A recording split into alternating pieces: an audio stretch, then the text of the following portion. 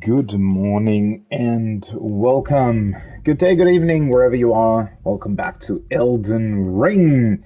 It's a bit of an unplanned stream here. I said yesterday specifically that I wasn't going to stream, this morning for me. Just do a longer stream in the afternoon, but turns out I have a bit of time now, so let's continue. I really want to.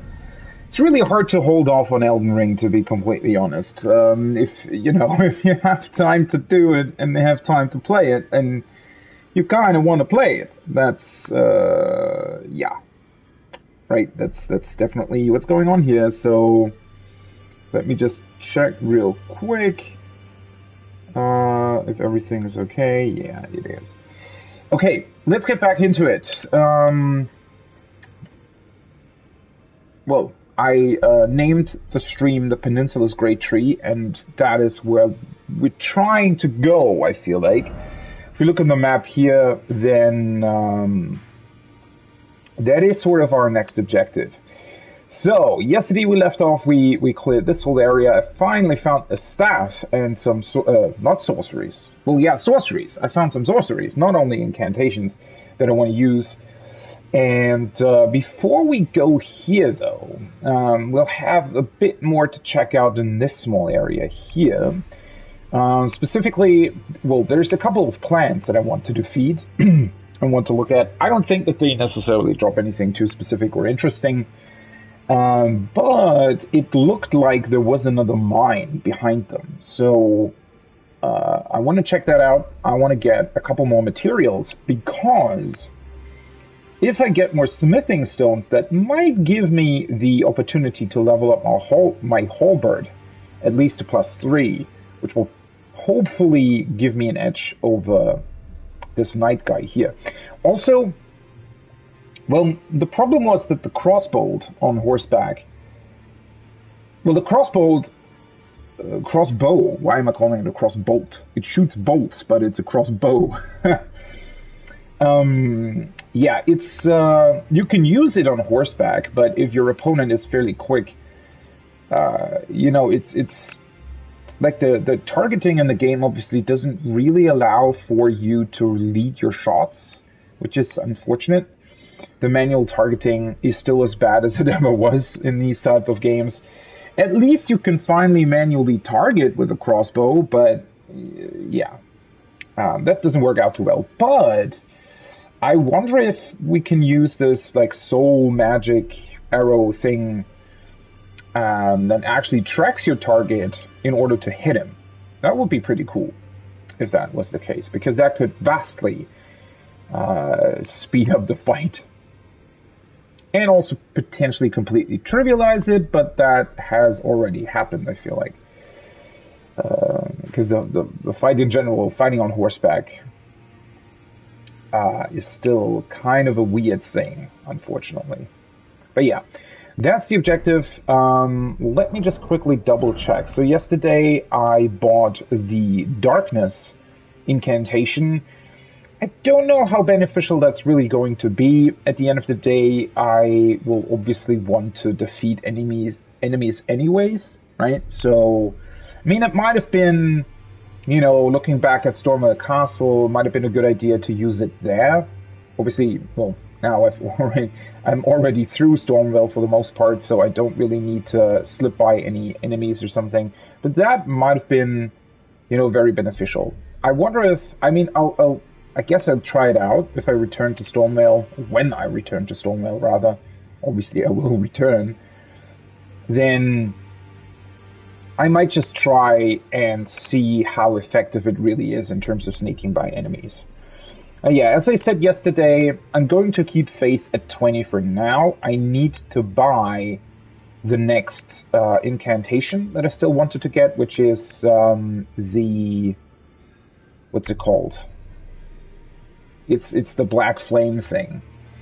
The black flame, so not the fireball, but the same thing, just as a black flame magic type of deal. And then I want to get my intelligence to 18, but before I do that, I want to get my endurance to 14, which will hopefully allow me to equip the staff as well as everything else that I have currently equipped. And then I will level intelligence to 18 to give me the opportunity to actually use that crystal magic bolt thing. And after that, I think I desperately need to level some vigor.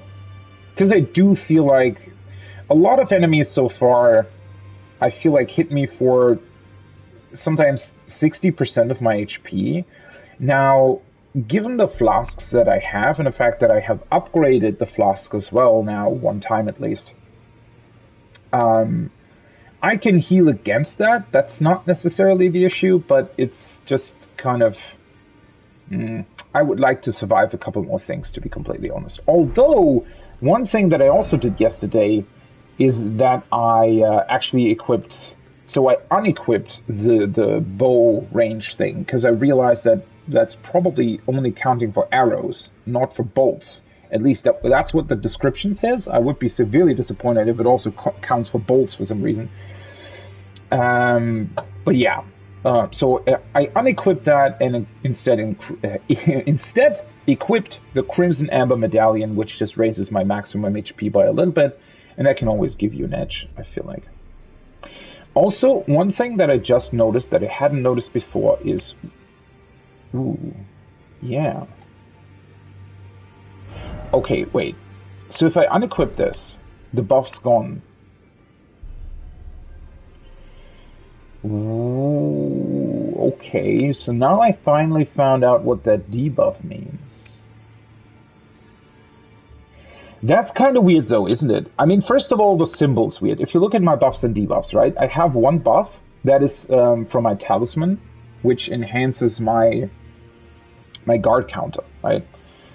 And then I have a debuff, and for the longest time I wasn't really sure. I always have that debuff for some reason. I always have it, right? I've never not had that debuff, unless maybe at the very beginning of the game, but I can't really remember it. But if I equip this medallion now, as you can see, it gives me the same thing, but as a buff. So that's increased HP. And now I'm wondering, why do I have decreased HP? Where does that come from, and how do I get rid of it? Is there some type of mechanic in this game that decreases your HP when you die or something? Why would my HP be decreased?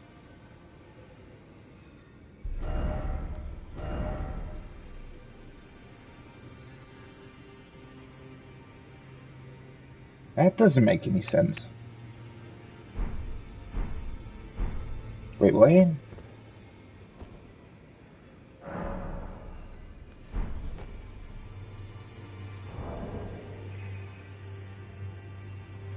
Is that like a bug of some sort? Why do I have that debuff?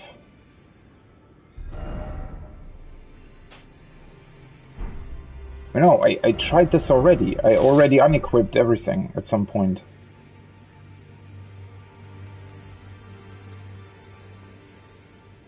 Huh?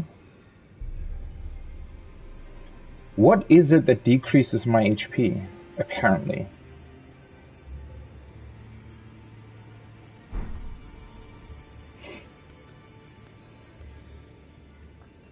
Oh, that doesn't make any sense. My message has gotten no frickin'... Should I just delete it? I should probably just delete it. Yeah, let's delete this.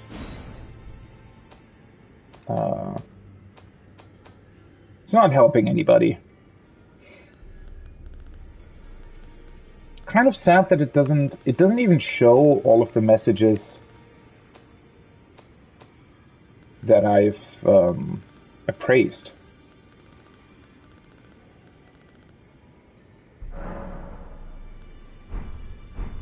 It's weird.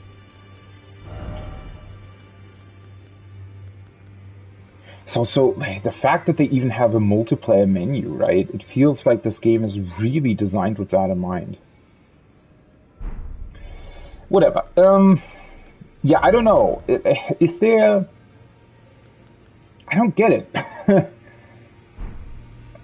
I wish you could look at your buffs and debuffs list, and the game would just straight up tell you where it's coming from. Because this is kind of ridiculous, right? The fact that... I don't know, maybe... You think that it'll maybe go away if I find a great room? Maybe it's got something to do with that? No idea. That is so awkward. That is absolutely awkward. Ah well. Before I stand here doing nothing for millennia, let's go to this one, and then go to the left to fight those weird plant things. Oh yeah, do I have... Let me see. I got smoldering butterflies. Not that many, unfortunately. Because fire is just really, really beneficial against those things.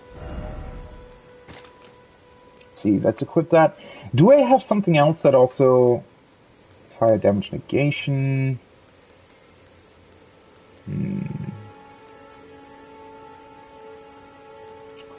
Unfortunately, I don't necessarily seem to... Well, I could put fire on my weapon, but that's a bit overkill. Oh yeah, should I should I start my stream like this every time? I love the fact that they have these in here. Such a neat idea. I mean, it makes sense for a game that seems to be this focused on multiplayer. Oh yeah, I need to go down here. It's just...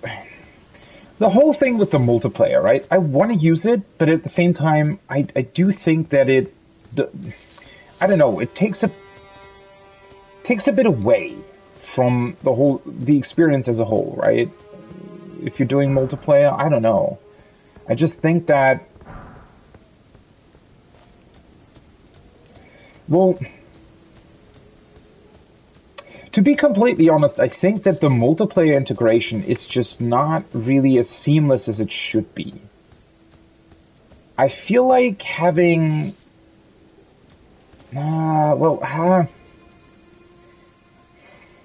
it's hard to say, quite honestly. It is really, really hard to say.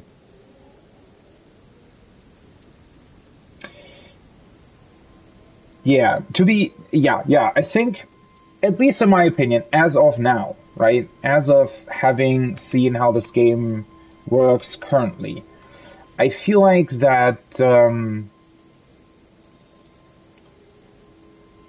multiplayer would have been more interesting to me, personally, if it had some kind of rare currency or something associated with it that makes it more special. And... Because this way, you're kind of stuck in this awkward situation where, honestly, I feel like the game pretty much tells you, hey, you should use and do multiplayer all the time, right? I feel like that's what the game's telling me. But at the same time, I don't really know if that's really...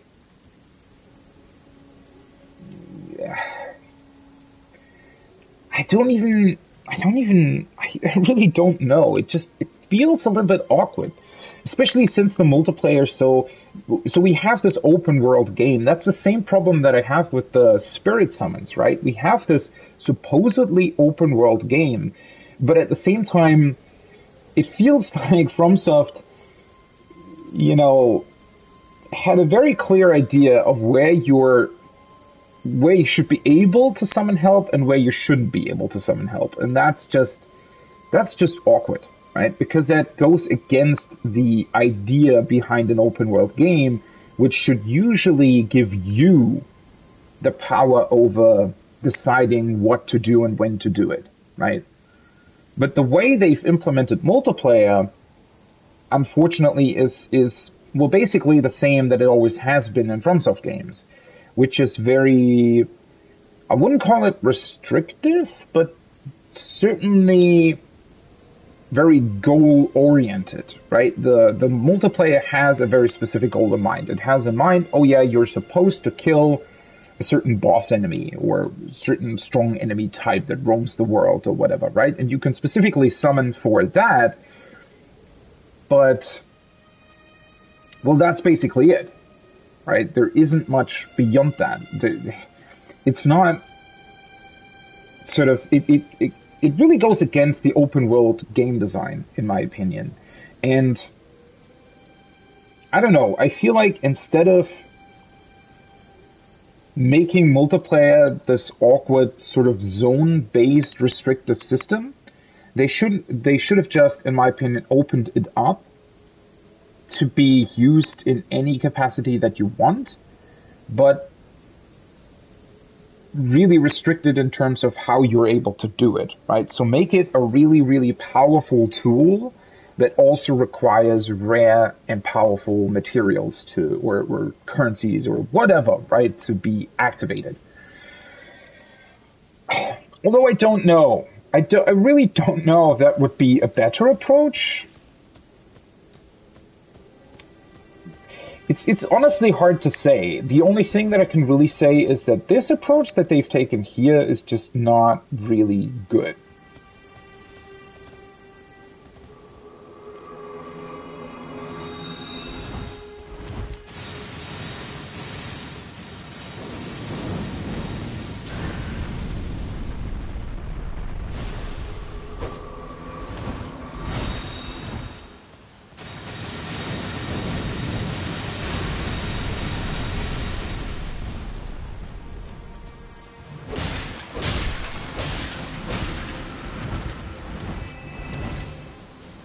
Once again, these things have an insane amount of HP.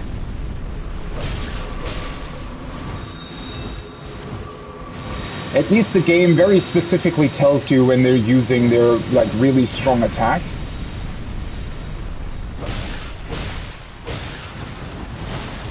Ooh. That actually has quite the,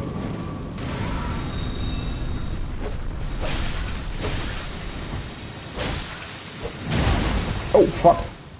Did not expect that to happen, to be completely honest.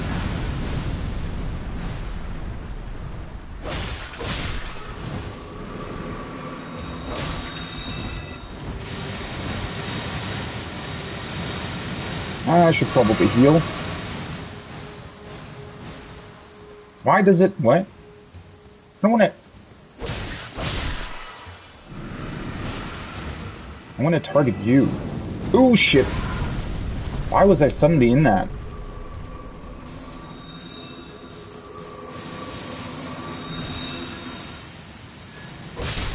Alright.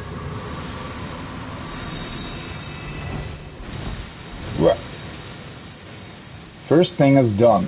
Let me do that.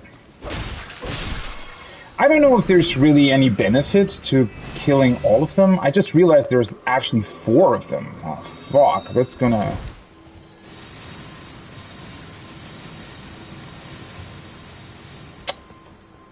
Now they've put their frickin' mist everywhere. Can you stop that, please? Thank you.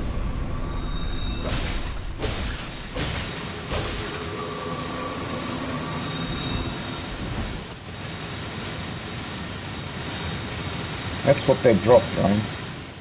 Yeah, I don't know if that's really, like...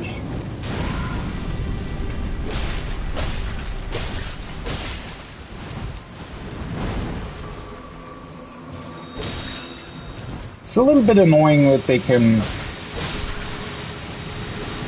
like, all do this weird attack, right? Like this rainfall attack or whatever it is. I mean, it's very easy to dodge, it's just kind of annoying, because you constantly need to be, like, out of range again. Why do these things have such an insane HP pool? Oh, that was a tad too close for my liking, to be honest.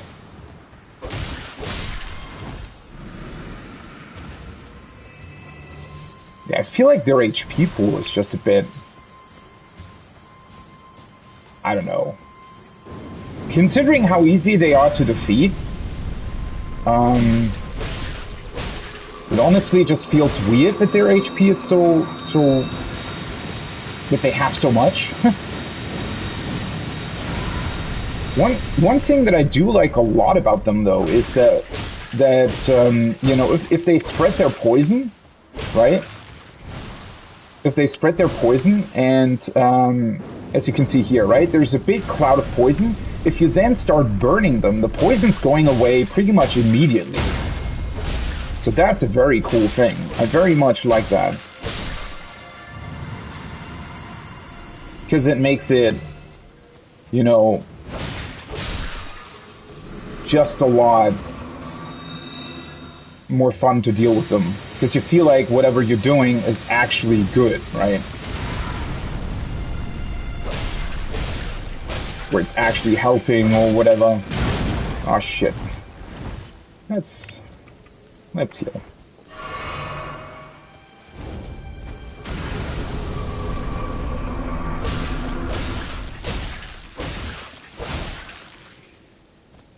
Also, sometimes, for some weird reason, the game is sort of, I don't know, it's weirdly, like, if you attack an enemy like this for a prolonged period of time, sometimes the game is sort of doing this awkward thing where you slowly moved towards the front of the enemy for some reason. Oh.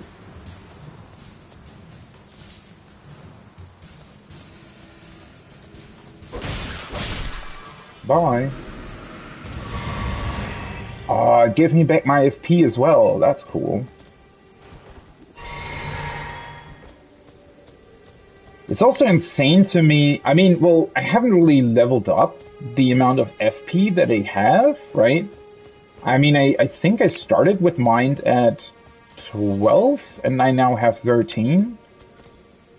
So in a way, it's just kind of insane to me that the FP flask is literally giving you everything back. But, oh well.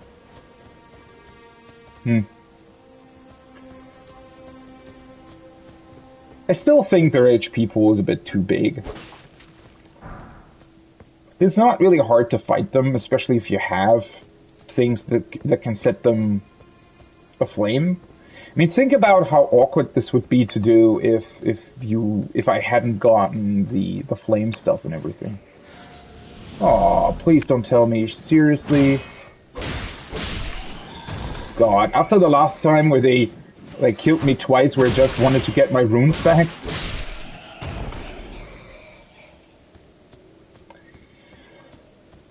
Whatever.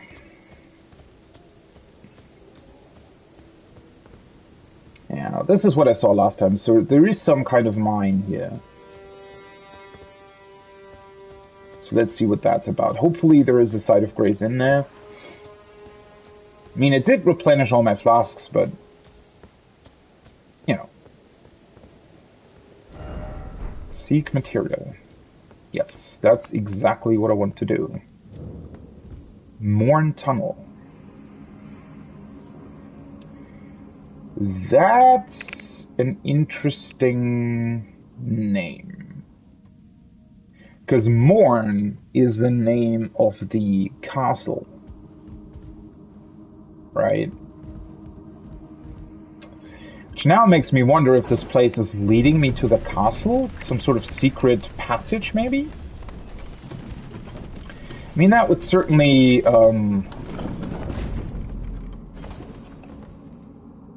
that would certainly be a very, very cool benefit to this.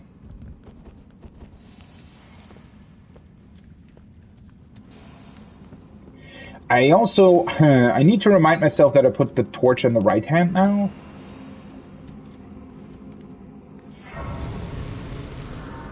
And also I need the materials from here. So hopefully this will give me smithing stones in order to upgrade my halberd.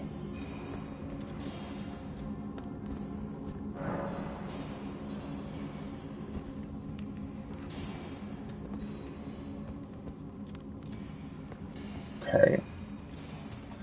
Well, let's take a look at this whole place then. Oh, yeah, by the way, that's... I wanted to rest here. No reason not to. This is pretty cool, though, because it gives me, like, another access point here, right? Or rather, another warp point, whatever you want to call it.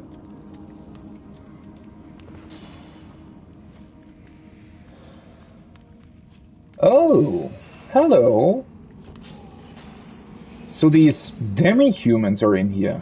That is interesting. Ah, you already saw me. Seriously? Come here, then.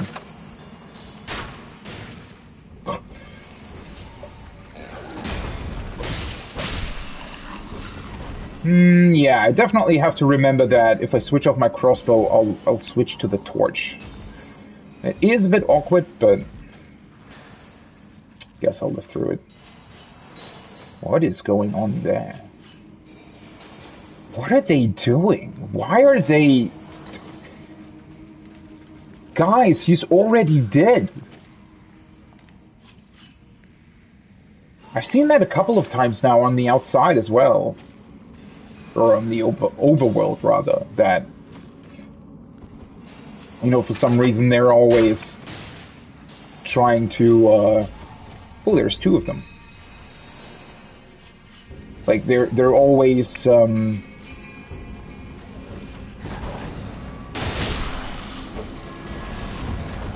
That's an awkward jump. Or a cool one, depending. Certainly an interesting one. But yeah, these guys, in the overworld, they also, I don't know, do the same thing to dead bodies for some reason. I mean, I get that they're meant to be like beasts / demi-humans, but it does feel quite brutal, to be honest. Ugh. This is... Can I even jump that? Potentially. Oh yeah, that guy did it.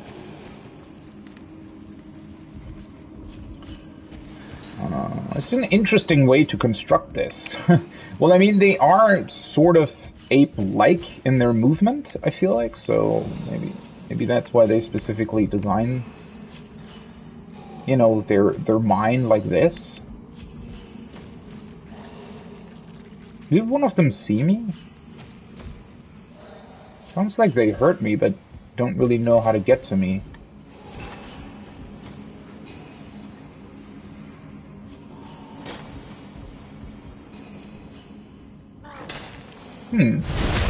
This is just a normal miner, though.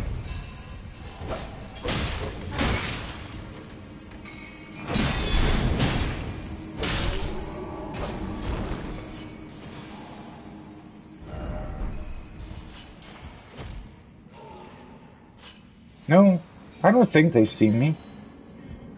Okay. Normal smithing stone. 1, so I need another one in order to upgrade my, my halberd.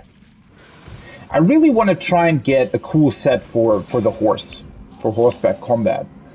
I just, I actually would like to use at some point I would like to use the great halberd that I got from the tree sentinel for that. That would be pretty awesome.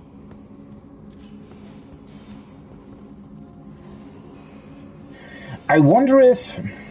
So, I mean, I tried to check whether or not these mines at a certain point respawn the materials that you find in them. Maybe they do. It would be cool if they did, to be completely honest. Maybe there's some kind of delay to it, or some kind of other mechanism that I just haven't really found yet, in terms of how that works specifically. But,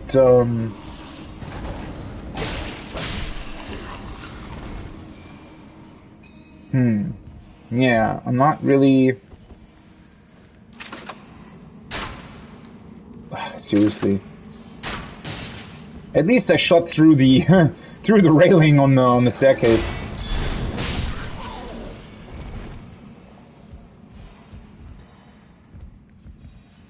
I guess I can just kill him.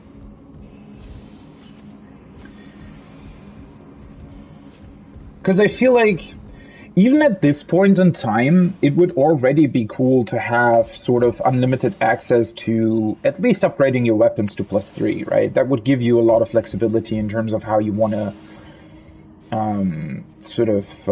approach the game in a couple of situations, right? I don't think they should restrict you too much in terms of which weapon you use. I feel like it would be pretty awesome to have more flexibility there, but that's always been a thing that I was really unsure about, or not really unsure, that I wish that they would have done differently in the Dark Souls games and stuff as well. I feel like Dark Souls and even Bloodborne especially, actually, are very, very restrictive in terms of letting you use multiple weapons in the same playthrough, which I feel like is sort of backwards to the game's design overall, right? I feel like the game, especially, again, Dark Souls, right, has so... Oh, what?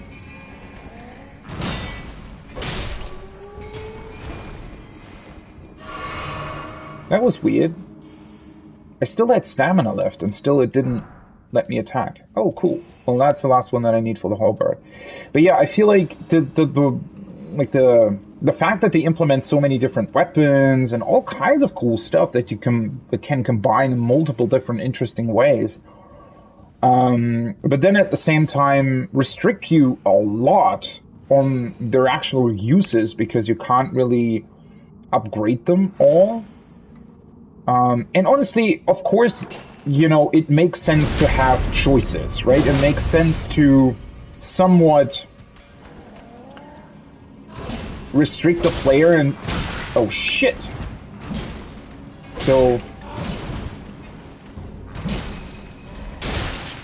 What?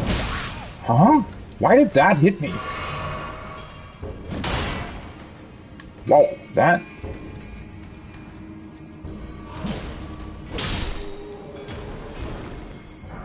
It was kind of weird. I wonder what... Oh! Uh-huh! I think I found my way to... Okay. Yeah, so they're doing that. That's interesting. So these guys have a chance to also drop smithing stones, which makes sense, considering that they're mining them.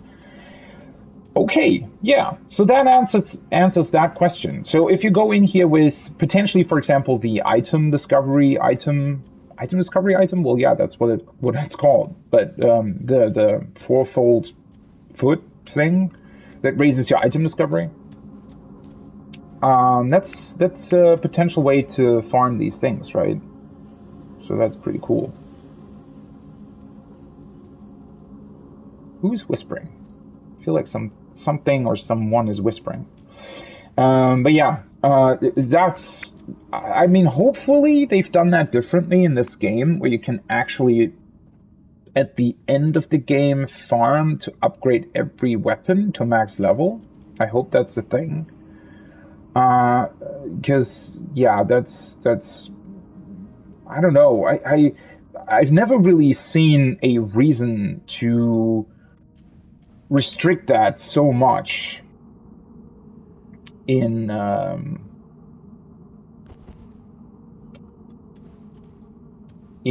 other FromSoft games. That never really made any sense to me.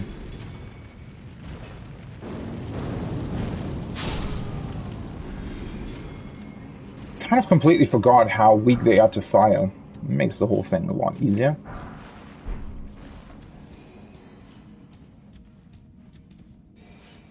Okay. So there's two ways here. One of them should lead back to the entrance. Is it this one? Yeah, this is the entrance.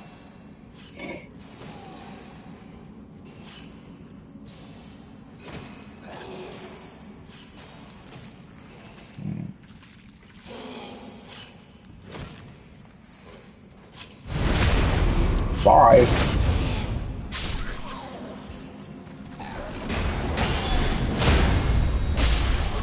Oh, that was really effective. What a cool move. Oh, hi. Another one of you guys. I kind of wonder, so... These miners, though, they aren't demi-humans. Oh, great. It just targeted the wrong thing. We like to see that. Can you please... Why is it... Come here, you. That's kind of cool, though, right? He shoots like 3 times in a row, but that also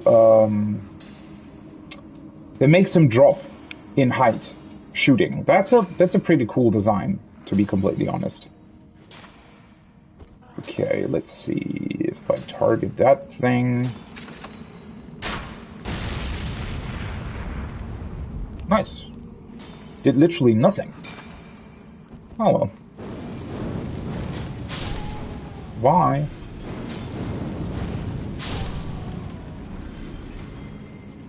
Yeah, to be honest, doing this with, you know, item discovery raised would probably be very beneficial. Who's making these weird sounds? Is there still... Oh, there's still one of them sleeping there. I didn't see that. Sorry, buddy. Let me wake you up. Hello.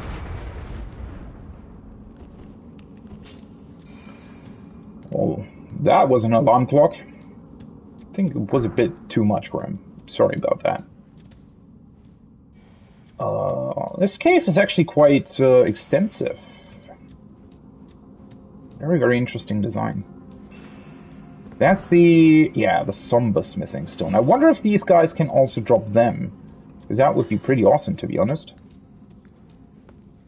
Also, one thing that I very much like as well is that this game, you know, these stones, they're still clearly loot, right? I mean, they glow, you know, all the kinds of things that you would naturally associate with loot in a game. But they still feel like much better integrated into the environment than loot in other games. I feel like that's pretty cool. I mean, especially with, you know, these like wooden beams here and everything, there is a chance that you might miss one of them. And I do think that's very cool design, because it means that, you know, exploration is really rewarded. You being sort of attentive to your surroundings is very rewarding. And that's always a good thing. Okay, I found so many of these. Now I kind of want to reread their description. Exceedingly rare to find, yet I have 17 of them.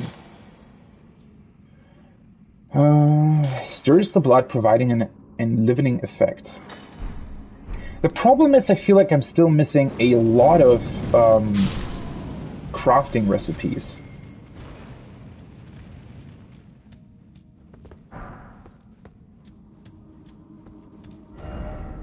Try fire. Oh, so this is the... Ah, that's cool. Okay, this is the boss room then.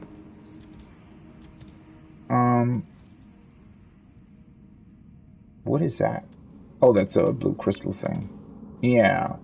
So judging by the last time, you know, trying fire... What am I even fighting here?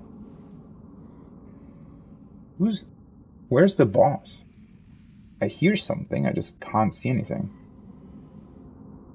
So it doesn't seem to be one of the big giant dudes in this case. And that's the design here is pretty cool, because it should be very easy to go back here, because you can just drop down from the start of the mine, right? Because the start of the mine is literally up there, so you can just drop down here, hopefully, and I think that drop should be manageable, and then you can just, you know, fight it.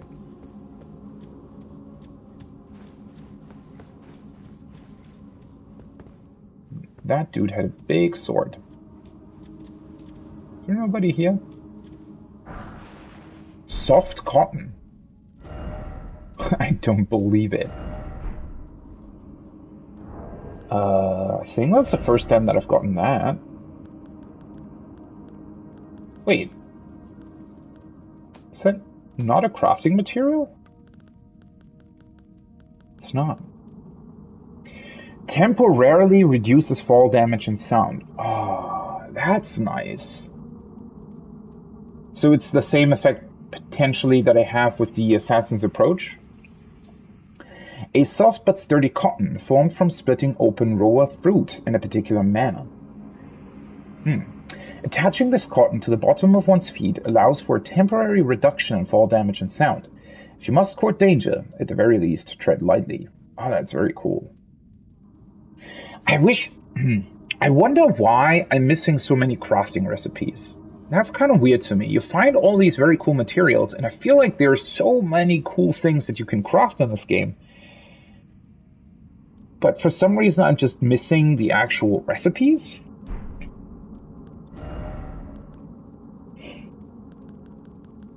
That is quite interesting.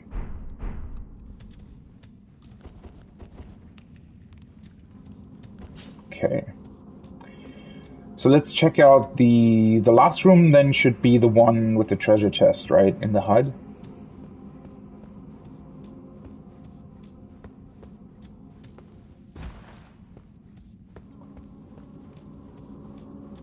It's also quite cool. Yeah, I actually would like to try that at some point. I mean, it's not really. I have more than enough upgrade materials right now.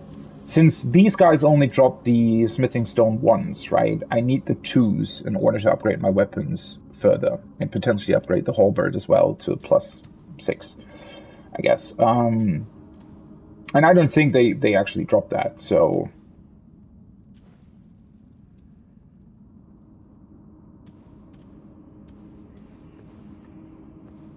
Hi. Bye. Oh, there's another one. Right.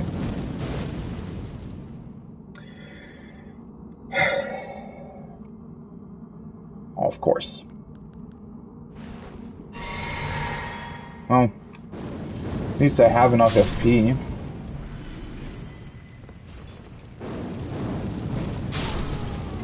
Ooh, that guy has the other crystals in his backpack. I wonder if he can then drop other things, potentially. Now I want to level up my arcane stat. Fuck. Yeah, I said that before, right? Weirdly enough, you kind of want to level up everything in Elden Ring. No trap? Okay. Exaltify. Well, that's disappointing loot for a fucking treasure chest, but alright. Is there even any way to go back there? I think it's literally just loot, right? Yeah. Another somber smithing stone. I like these huts that they're building here. I think I said that last time I saw one. Oop, that one.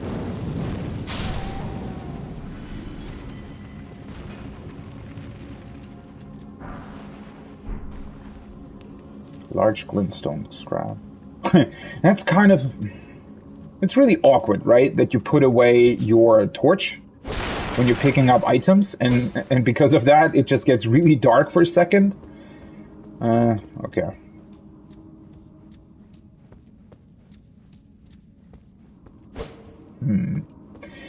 I wonder why this place is called Morn Tunnels, though. I mean... Yes, it's close to Castle Morn, but I half expected it to actually work like the coastal cave that leads you towards that dragon church on the island. Would have been awesome to have like a secret tunnel from here leading into the castle. That would have been insane. I mean, potentially there is a way behind the boss, but I don't think so. Okay, how do I want to do this? So, I mean, I'm pretty sure that I got everything, right? Doesn't really seem to be anything else in here. So, with that in mind, we can rest at the site of grace and try and equip a couple of things that might be beneficial in the boss fight, right? And then just go for it.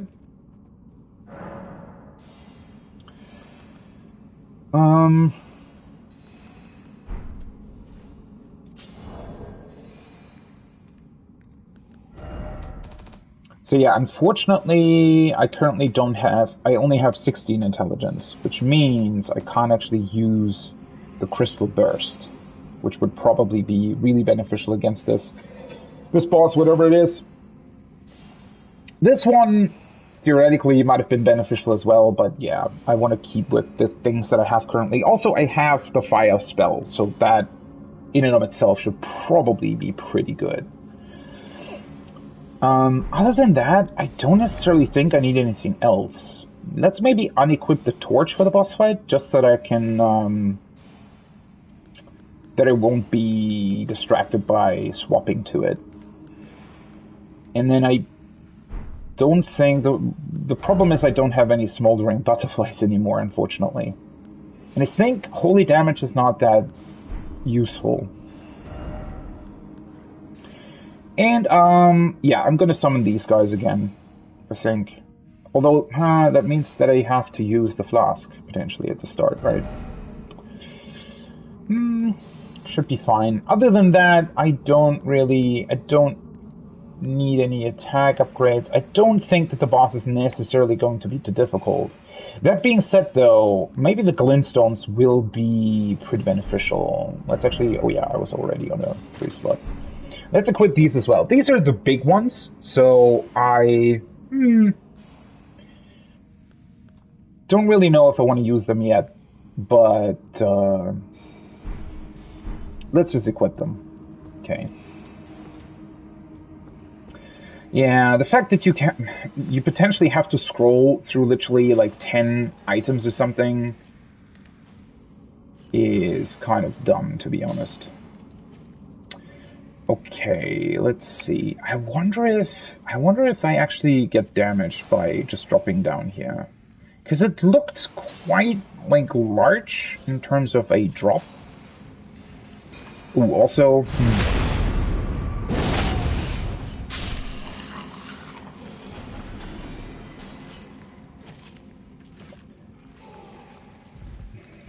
Should be fine. That is. Okay. I just hope there's no bullshit happening. Okay. Let's go. Of course he does that. I wonder if he's gonna come running into the boss room. Oh. Scaly Misbegotten. Hi. He doesn't...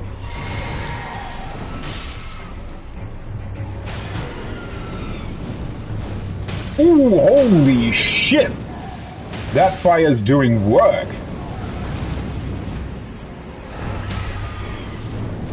Oh! What the...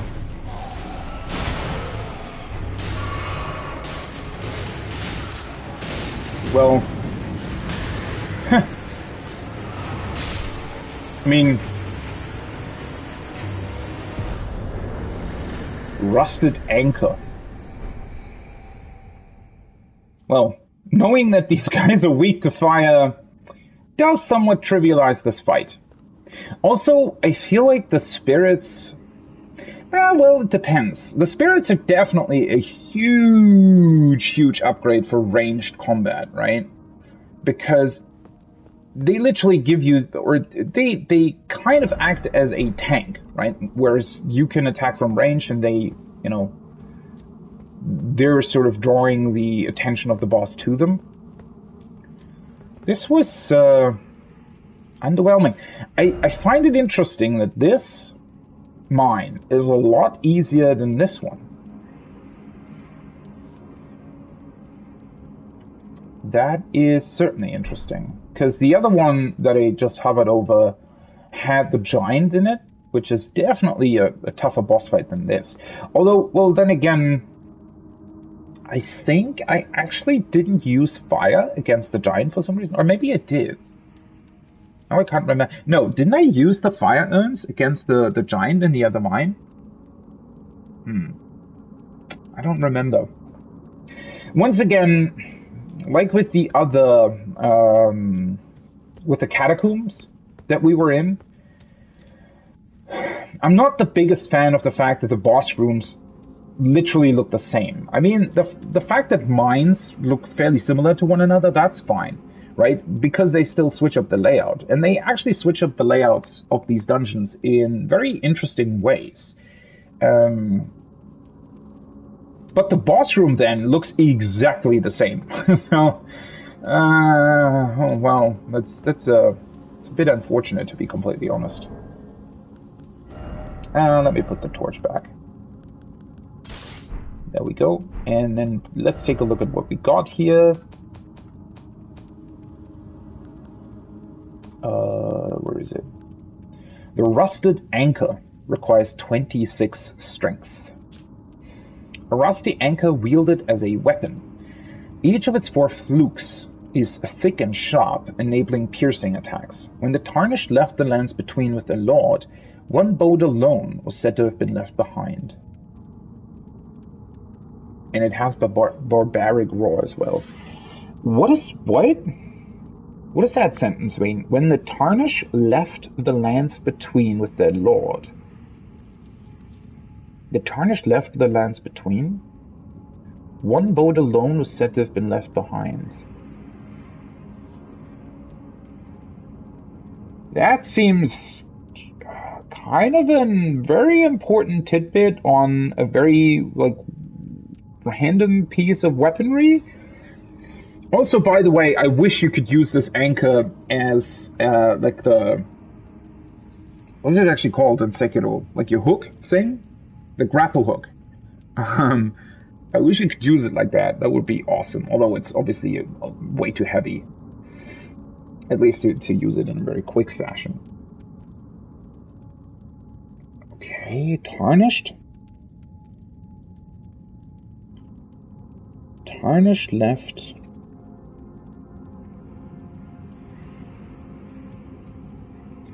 The lands between with the boat. Or with their lord?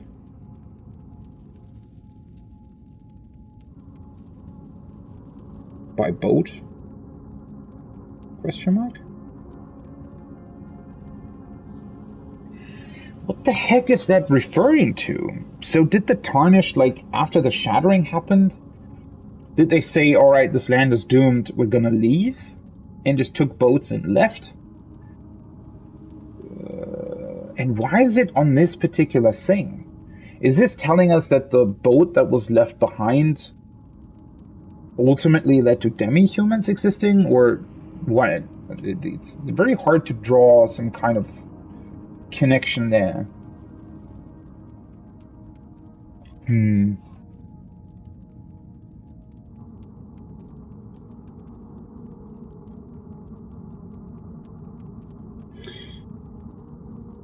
It is... What a weird piece of information on this thing.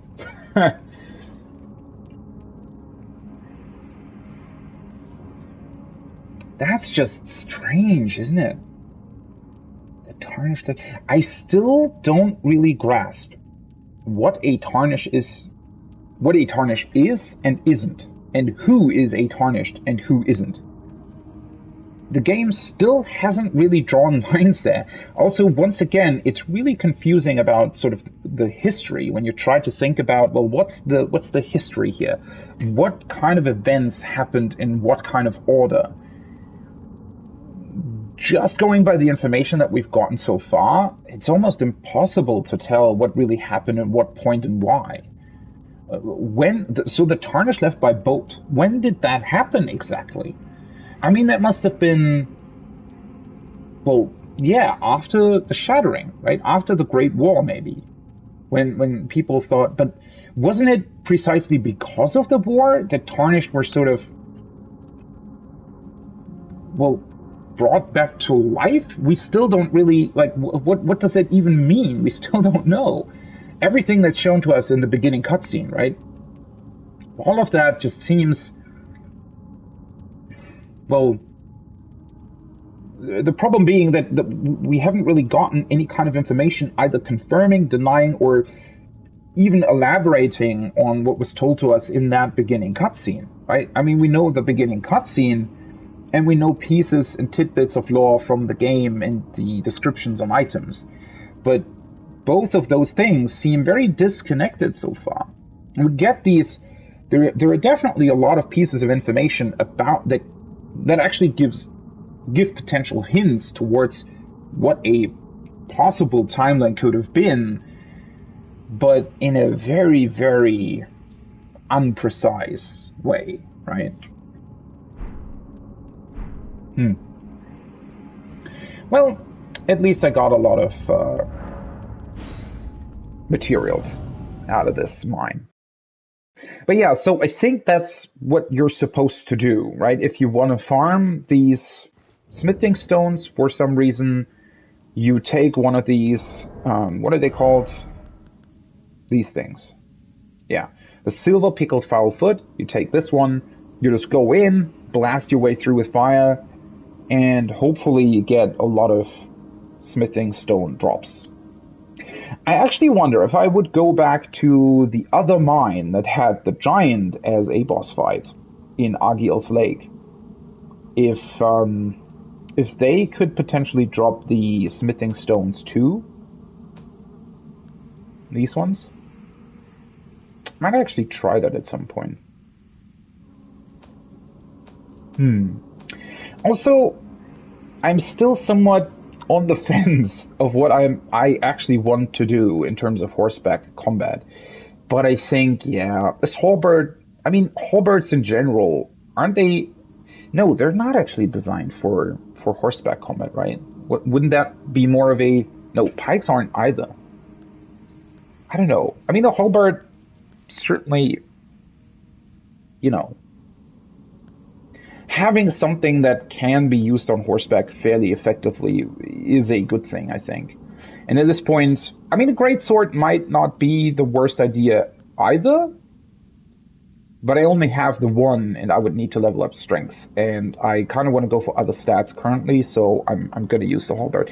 Also, I thought that the halberd was fairly effective during that fight against that Phantom Knight. That being said, though, the targeting is a bit weird. For some reason, so you can specifically target, you can switch your target between the knight on the back of the horse, so the actual rider of the horse, and the horse itself, right?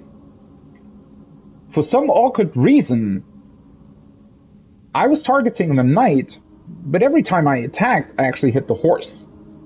At least that's what it looks like, or that's what the game showed to me.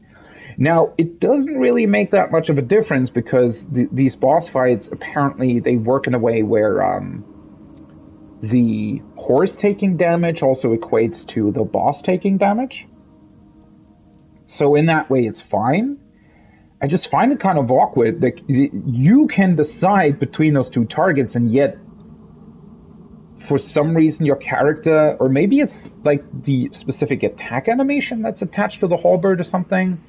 It was weird in general, because last time I was fighting that guy, sort of swinging your halberd sometimes resulted in swings that almost seemed to just hit the ground instead of my opponent, even though I should have had the reach to hit him, which is very annoying, right? Because you want to hit your opponent, and for some reason my character was swinging at the ground. I don't know. Makes the fight even more annoying than it already is. Oh well. Should I go back and try that to be, I'm thinking about trying it right now, because I'm done with this area now, right? We're done with this cave. So the next thing that I want to do is cross the bridge and go up here, potentially. And from there, then we can check out this great tree and whatever that entails. So, yeah, I might want to go back here. Let me upgrade the halberd. We have the runes, we have the upgrade materials, so I can get the halberd to +3. That way.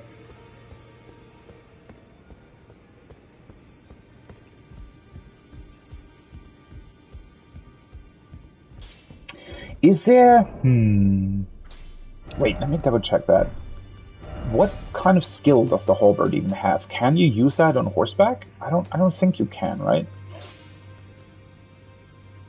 Charge forth. Quickly charge forward with the armament at the hip, carrying the momentum into a thrust. Hold to cover a greater distance. Yeah, I don't think you can use that on horseback. And, I mean, there might be potentially skills that can be used on horseback. Although, you know what? Now that I'm thinking about it, I kind of want to try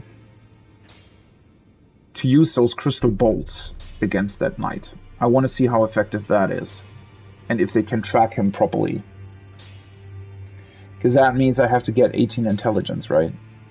I mean, we can still, since I have the runes right now, we can still upgrade the halberd, because I definitely want to use that on horseback. I took you for lay out your arms. So, let's do that. Also, do I want to upgrade this as well? Potentially, let's see. Halberd. This one. This one. This one. I'm not going to get it to +4 because I still need the smithing stones 2 for my main weapon, for the Warhawk's Talon, to get it to +6. So I'm not going to do that right now. I can, however, upgrade this thing, the finger seal. Interestingly enough, doesn't seem like I can upgrade my my staff, which is weird. Also, now this increases incantation scaling from 118 to 120. So that's potentially because the faith scaling will give me more, because I have my faith at 20 now, right? Yeah. Can actually get it to +2. Let's do that. Okay.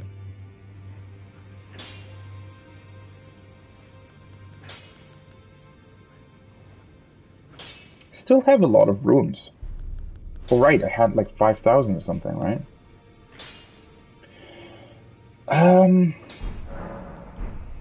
Let's see. Can I potentially already buy the other incantation as well? Be sure to tell me if you choose a servant. She's been my companion. Yeah. Sorry.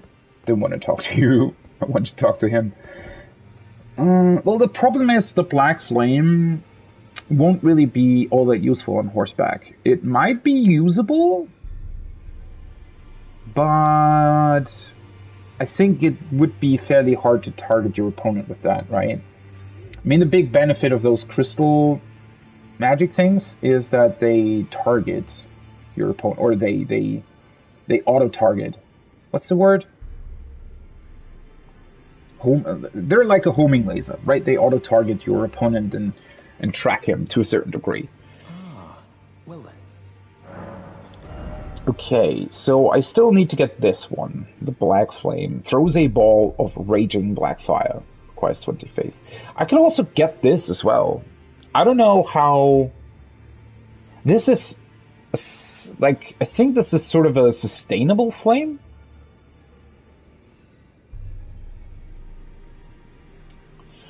It's interesting because it says this incantation can be cast without delay after performing another action. I wonder if this might be like a very quick thing that you can use in order to counter potential enemy attacks. Let's say in case of that boss that I just fought, right? I could have potentially like hit him with the sword once and then quickly use this. Definitely want to get it at some point just to try it out, right?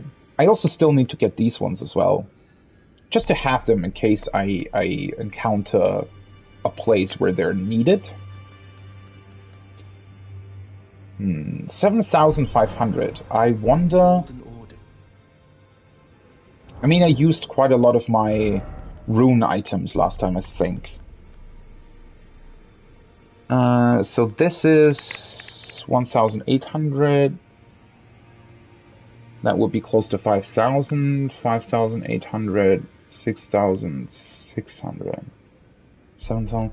Yeah, I should be able to do it. If I sell a couple of other things, I should get to, say, 7,500. That will already give me the Black Flame.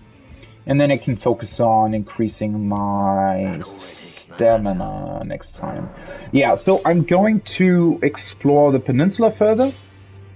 And hopefully be able to level up my stamina or endurance to get more equipment load. So that I can upgrade the staff. I'm gonna invest into intelligence, 2 more points. That'll give me the opportunity to use the crystal magic. And then I'm gonna go back to the horse, to the ghost horse dude. And try and fight him. Okay. I guess, should I just sell these? Oh, this is 1,200. That's actually quite a lot.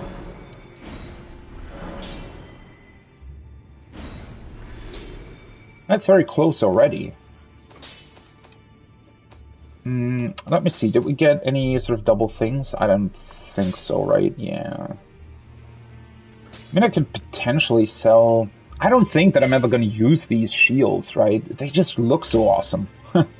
Although then again, these are pretty similar, right? Don't actually need to keep these. The description is pretty cool. Stormmail's ancient design. They're just... I don't know. I mean, I wrote their description down. I don't necessarily need to keep them.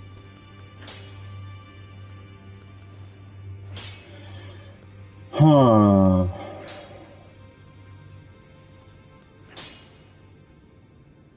Wait, the shield bash costs FP? I didn't realize. It's actually...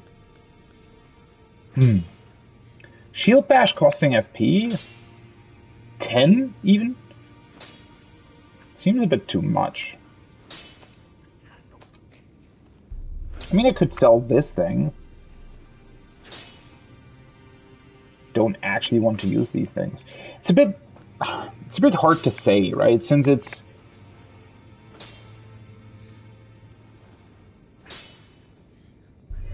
I don't know how this game really works, since it's open world. Would you ever be able to get this back if you sold it?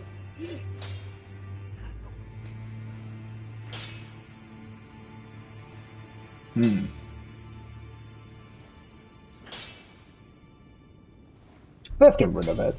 I really don't need to have a million different things in my inventory, to be completely honest.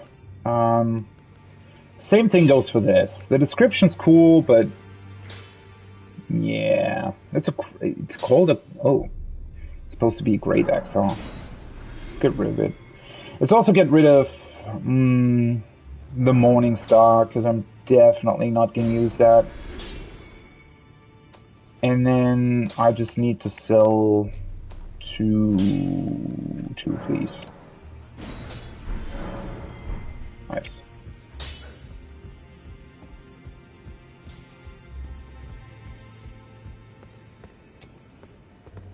Almost talked to the wrong dude again. I always think that I'm coming out of this area, but I'm actually not. I can happily spare the time and applaud your enthusiasm. That was a different dialogue. I didn't expect that. I wonder if at some point he'll comment on the fact that I buy all the Black Flame stuff. May the Golden Order shine through you. He's still standing tall with the Golden Order, even though he's selling me all this other crap. Okay, the only problem being, what do I get rid of? Oh, I still have the Assassin's Approach in here. I don't really need that, right? I mean, ultimately,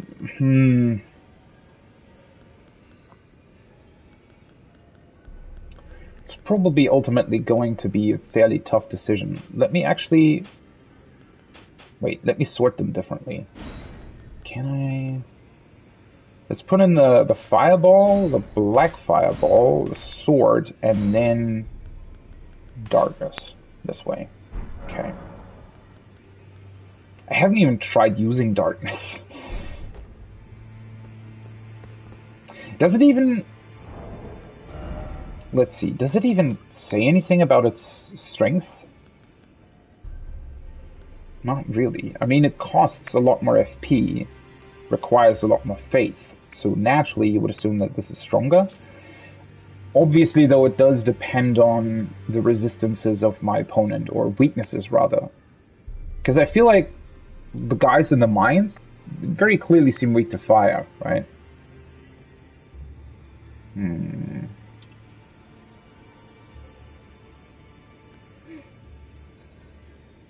Black Flame is weighty. After dealing damage, and continues to sap foe's HP for a very short time.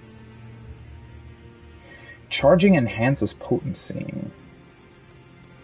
That is pretty cool as well, if you have the chance to do it.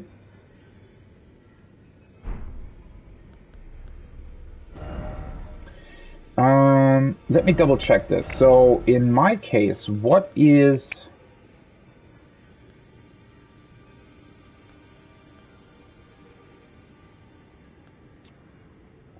Does the Black Flame also count as fire, I wonder? Or does it count as magic?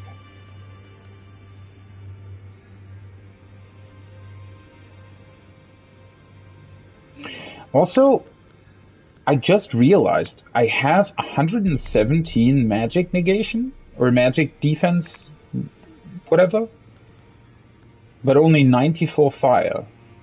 But the value on the right says that my percent damage mitigation is still the exact same on both. How the fuck does that work? Is magic just scaling differently with the actual value? Because that doesn't really make a whole lot of sense, I feel like. That's somewhat weird.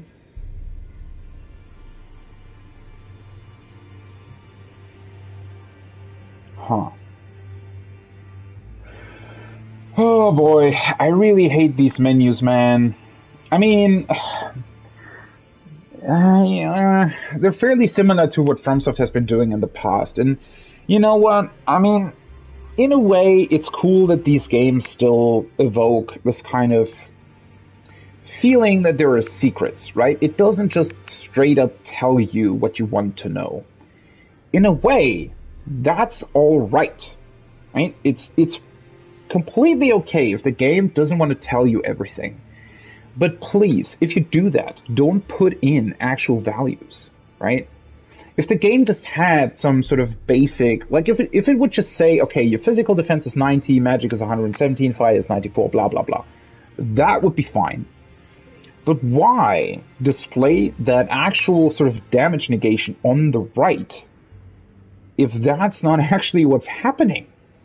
Or rather, if the sort of correspondence between the two stats doesn't really work out in any sort of logical way, this just confuses the player. There's really no way of finding out what this actually means. I mean, I would literally have to go out, in order to test this, I would have to find an enemy that is doing some weird magic. But yeah, there's literally no way to test this, because magic and fire, they're completely, without me actually knowing how much potential damage they can do. I mean, there's just way too many stats that influence this whole thing, right? Because the enemy's magic or fire attack plays a role here. Whatever incantational spell they're using would also influence how much damage they're doing, right? So, like, there's no way to test why 117 magic is equal to 22.3 damage negation, and why only 94 fire defense is equal to the same thing. There is literally no way to properly test this, like, on your own. I'm sure somewhere in a wiki or on the internet or wherever, probably someone has found out how this works, or maybe has looked at the game code or whatever. But just by yourself, this is impossible to figure out. And I don't think, like, that's dumb, honestly. Also, honestly, I'm completely confused why they give you 3 Um, shit, what's the word? Why do they give you 3 numbers after the dot, right? Why doesn't it just say 17, 21, 19 instead of 18.6? I mean, it could say literally 18.6. That would be fine. Why does it say 18.606? That is such a weird way of displaying this. Also, now I wonder, for the longest time I thought this meant like percentage damage negation. Maybe it's the absolute value? So the thing that I sort of discovered on the enemies, right? It's literally, so if your like physical attack is 150, it takes the defense of your enemy, so let's say 60, and just subtracts that from your attack, right? So you would deal 90 damage in that case. If you do 150 damage, the enemy has 60 defense on the particular stat that your weapon is dealing, right? The damage, whatever. Then you'll deal 90 damage in that case, 150 minus 60. So I wonder if, instead of being percent, this is the actual value. So if an attack from an opponent does, let's say, 100 magic damage, it would deal, well, 78 damage to me, potentially. I wonder if that's how it works. Because it looks like it, right? At least logically, you know, the number makes sense to a degree. Although I wonder why enemies then have like 60 defense or something if my own defense is only like 22.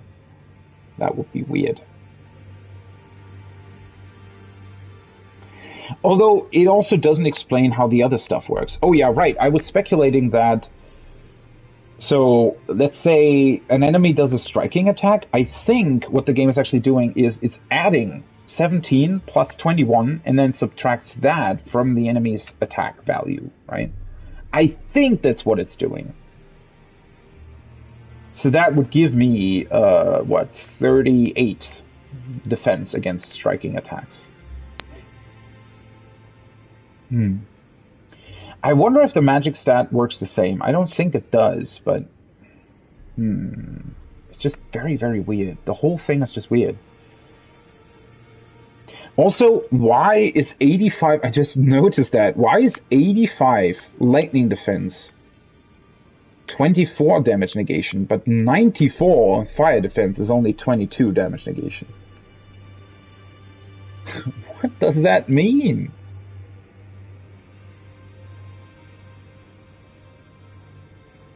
Oh, you know what? Yeah. You know why it is that way? I think it's because I think... Oh, man, yeah, I hate these menus. Look at this menu. There is so much empty space, and yet they only display the shit that confuses you instead of the shit that actually tells you what's happening. The problem here is these are my base stats, I think. And then my armor stats get added onto this. But for some weird reason, it doesn't show my armor stats. It only shows my base stats. Yeah, that's what it is. That's what it is. Man, that is so weird. Or maybe...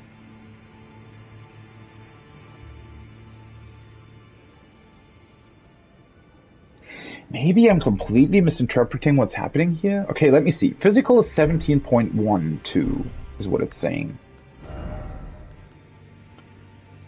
2.8. 8.8, so that's... wait, that's 10.8, 11.6, 13.7, 17, 18.2. Wait, what? 2.8, 10.8, 11.6, 14.7. No, that's 19.2 or something against physical. 19 something. Wait, what? 19, but this says 17.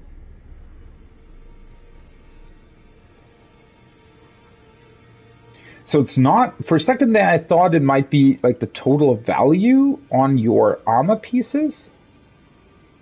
But apparently it's not that either. The fuck? This doesn't make any sense. The hell kind of stats are they displaying there? It just doesn't make sense.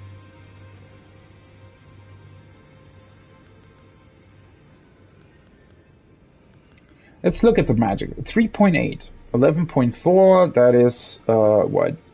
14.4, 15.2, 70.2, 18, 24.2. Nope. It's not it either. I mean, it wouldn't make any sense to have three numbers after the dot either, right? I mean, how would that happen? Man, that is such a weird, like, why? Why make it so unnecessarily complicated? Just fucking display the stats that you're actually using. I mean, this is just like I said, right? There's two choices here. Either you display no stats to the players and just put in, you could put in anything. Just put in some sort of, like visual thing, right? Just make it bars or something, like a visual bar that increases in size if you have more defense or something. That'll be fine. Or just don't display anything at all, right? And make the player figure it out by, I don't know, how the armor looks or whatever, right? Don't do this. Never do this. If you decide to incorporate actual stats into your game, then fucking use them and fucking make it so that they're understandable. It's the same bullshit that... What was it? Dragon Quest XI. Holy shit, that game is bad. No, it's actually not. It's a very classical RPG, but it does, oh man, holy fuck. Dragon Quest XI just wastes so much potential. We can actually draw a couple of similarities here between Elden Ring and... Elden Ring also wastes a lot of potential, but, not nearly as much as Dragon Quest XI. Dragon Quest XI is very traditional in a lot of ways, but it's also very dumb and stupid in a lot of ways, because it feels like they've sort of modernized the wrong aspects of the game. I don't really want to get into Dragon Quest XI, I just wanted to highlight one single aspect, and that is the turn order, right? So the turn order usually in RPGs, in turn-based RPGs, right, is affected by some sort of initiative stat. I mean, I think it's called literally initiative in Pokemon, right? And, yeah, there is some sort of stat like that in turn-based RPGs, right, that determines the turn order. And then, obviously, there are things that can influence that, right? So in Pokemon, again, if you paralyze an opponent, it dramatically reduces your initiative, right? If you, there is a couple of interesting and sort of niche ways to still attack first, even when you're paralyzed. That can happen, I think, but it dramatically reduces your stats. And then there's other attacks as well that can raise your stats, lower your stats, right? It's really, really interesting. Pokemon is actually, I mean, that's a reason why it's still so popular, because it has very, very good turn-based combat. Sad thing is they're not really using their turn-based combat in the solo game, because they produced the game for three-year-olds, I think, because it's even insulting to 6-year-olds, right? If I had started with the newer Pokemon games as a 6-year-old, I would have been severely disappointed, right? I mean, that's why people are complaining. Sometimes people don't realize why older people are complaining about Pokemon, but that's precisely why. It's because when I played Pokemon, I was like 6 years old, 8 years old when Gold and Silver released, right? And they were still actually challenging. As an 8-year-old, that was actually a challenge, and you had to properly think how to approach playing that game, right? You either had to grind, or you really had to understand how the different types of Pokemon are interacting with each other, and the attacks are interacting with each other, right? The newer Pokemon games have been so oversimplified that literally a three-year-old could just like hit the Game Boy, right? I mean, it's not a Game Boy anymore, but It could literally just hit random buttons on the Switch and would still win. That's what they did with Pokemon, right? And that's why all the people are complaining. We want the difficulty back that we had when we were 8 years old, right? And that's, that highlights how mind-blowingly dumb it is, the decisions that they're making. With a lot of modern games, I mean, a lot of games are insulting like that, right? That's why I don't play Ubisoft open world games, for example, because I feel insulted playing them. I literally, physically, or not physically, mentally, whatever, I feel insulted playing a Ubisoft open world game, and I can't fathom how people can actually play them, because playing them insults my intelligence. It literally does. It would be like if somebody in, let's say, I don't know, if I'm at a grocery store, right, and I would buy something, and people would sort of tell me, right, I think about if you're paying at a grocery store, right, you're paying with cash, and you're sitting there, you're meant to pay, I don't know, 23 euros,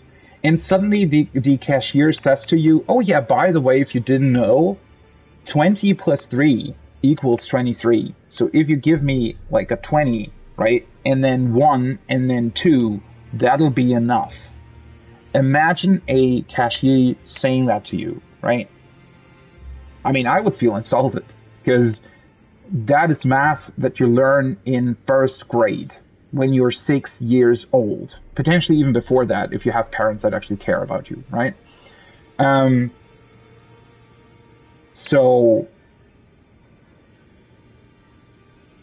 that's how I feel playing Ubisoft open world games. Because it feels like they're targeted at 4-year-olds in terms of how they explain stuff and what they show you and that kind of thing, right? Funnily enough, that's why people like Elden Ring and the FromSoft titles, because they're not doing that, right? They're not insulting your intelligence. The problem is they're doing the exact opposite, right? Instead of actually, if you're intelligent enough to understand the systems in FromSoft games, instead of rewarding that, right, by confirming whatever you calculate or what you find out, they just keep it a secret anyway. Which, yeah, that's the whole problem with this screen, right? And the whole problem with these numbers. I'm pretty good at math. And still, these numbers don't make any sense. Because they're not telling you everything. They literally just omit a part of the equation, right? Purposefully. But then I'm asking you, like, why display these numbers? And yeah, I can test this, right? I can sort of make my own equations and test a couple of things and see what works and what doesn't, and then potentially you'll be able to find out what these numbers actually mean. But that is such a stupid decision. Like, it really, really is just a dumb decision. Oh yeah, by the way, I didn't even really say what was wrong with Dragon Quest. So the problem with Dragon Quest is that turn-based initiative stat that determines the turn order, right? The game specifically tells you that stat, right? It literally shows, okay, that's your stat. It even tells you, oh yeah, this stat determines the turn order. What it doesn't tell you, however, right, and what I only found out later on, I mean, it was very clear from the beginning that the stat doesn't actually determine the turn order. But here's the kicker. It kind of does, and it doesn't at the same time. The reason being, there is a random number associated with it, right? And inherently, randomness isn't bad, right? All RPGs have it, and there is some... Randomness in and of itself is good, because it adds a little bit of realism to it, because in real life, right, let's say potentially you were to have a sword in your hand and try to hit something twice the exact same way. It's just not going to happen. There's always going to be a little bit of variance in there. And the randomness is trying to sort of simulate that, right? It's trying to simulate real life. It's trying to simulate you hitting very slightly differently, right? And that makes sense, right? That makes sense. If there's like a randomness, let's say 5%, right? If I hit the enemy, in this case with an R1 attack, there might be a 5% like damage increase or a 5% damage decrease. So the game in the background rolls a number, right? And it determines the thing, right? And then maybe in other games, let's say Final Fantasy XIV, you can also crit. That is dependent on your crit stat. And whether or not you crit, there is a certain chance associated with it, right? And you can influence those stats. But these stats still work, well, they're chance-based, right? So, and you usually want to influence them. And having crit in a game, for example, usually a crit value might be something like 40%, right? And then, so 40% of your attacks will crit. That in and of itself can create problems, and it does in the case of Final Fantasy XIV. If you introduce certain attacks that have a very, very high potency, suddenly your actual damage output is dependent on a few lucky rolls rather than your overall performance, right?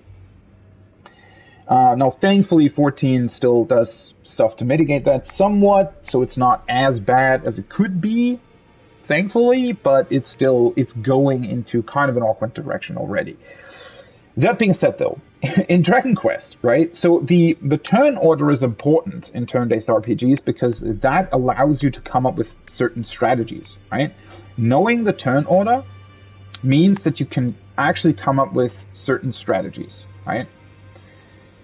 Because okay, I can do this, then I can do that, then I can follow up with this. Especially if characters can do stuff like supporting actions or healing actions and whatever. Knowing the turn order can then determine what you do, right?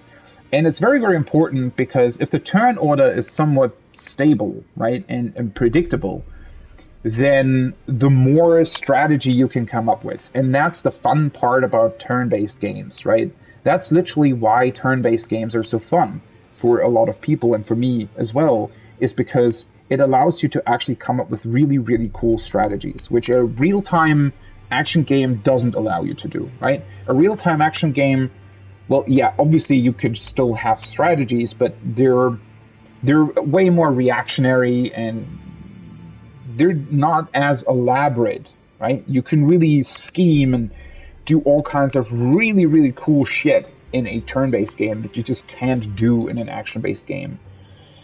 Or rather, it can create very awkward moments if you try. Although, that being said, FromSoft is really good with implementing action-based combat. That's why people like it so much, right? And you can actually come up with strategies, but, it's somewhat limited compared to a really good turn-based RPG. So, turn order, very important. Now, what does Dragon Quest XI actually do? Well, it presents that stat to you. Let's say the stat is 140. Now, what it does in the background is actually it rolls a random number, and it can increase or decrease that stat, I think, by 50% or even more. I think it was even more. Something like 65% or something. So imagine, right? So randomly, completely out of your control, and without you knowing, the game doesn't display this, right? 140 can suddenly turn into 60, or it can randomly turn into 220, right? Now, the weird part here is that your characters are literally all within that threshold, right? So all of the initiative values of your characters that you're using in battle are close enough to each other. So when you're just looking at the stats, they seem very different, right? So one character might have 140 initiative, one character might have 180, the other one has 90, right? Those seem, on paper, very, very different to each other, right?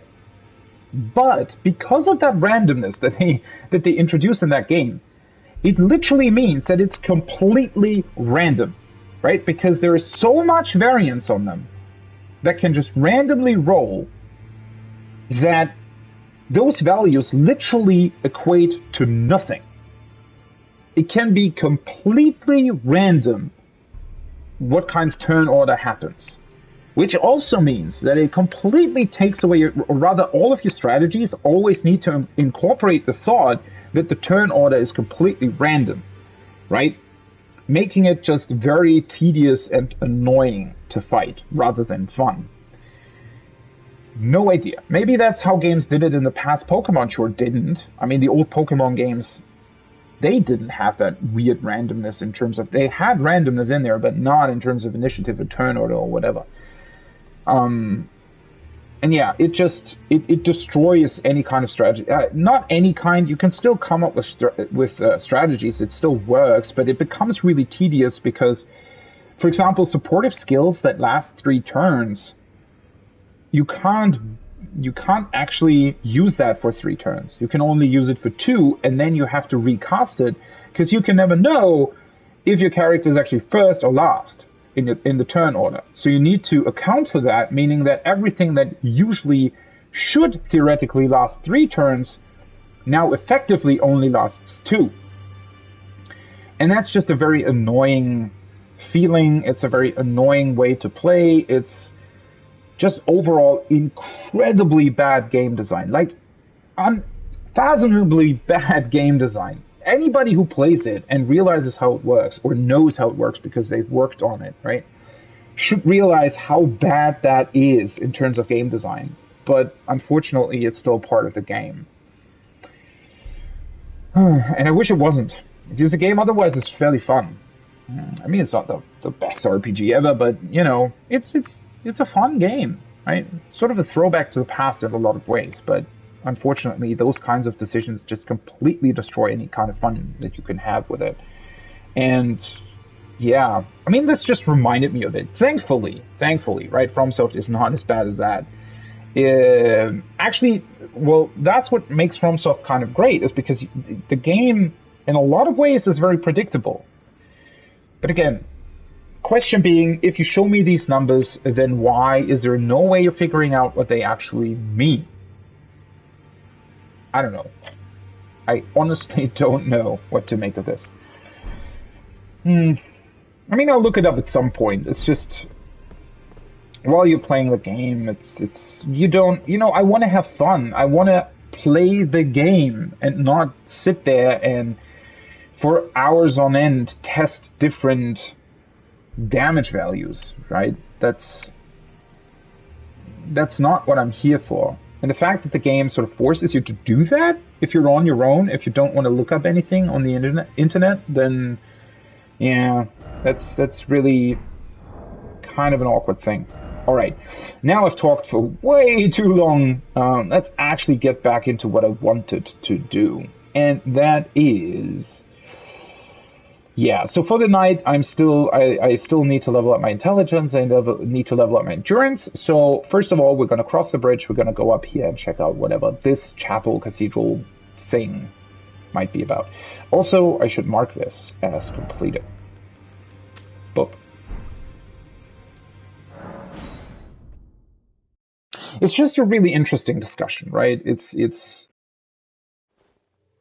I like theorizing. I like finding out things that I didn't know before about how a game works, right? That's literally, I really, really like deep diving into stats and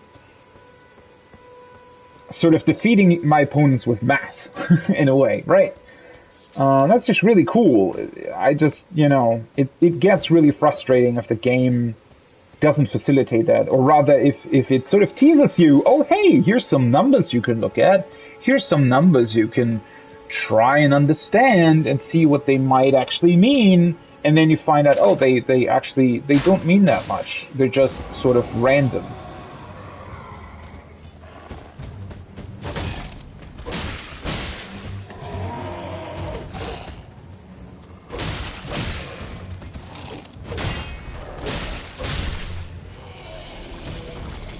He's awkwardly easy to defeat for some reason. Also, I think last time I was wondering whether or not there was something of value potentially on that big ruin down there, but I don't think there is. I mean, if there was an item there, I think it would be displayed by now, so... So that's yet another destroyed chapel over there. Let's see what that's about. Weren't there... I think there were a couple of enemies here, right? Oh yeah, there you are.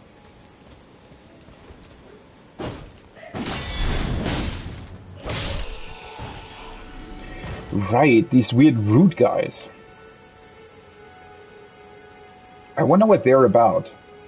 They're also wearing stuff that we haven't really seen so far, I think.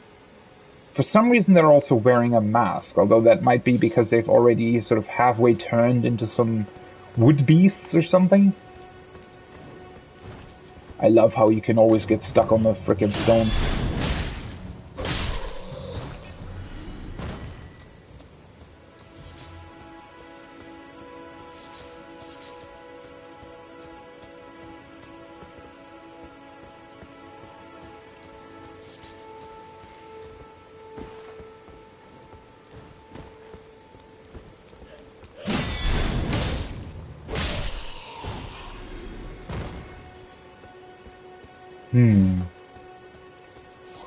I wonder if we'll find...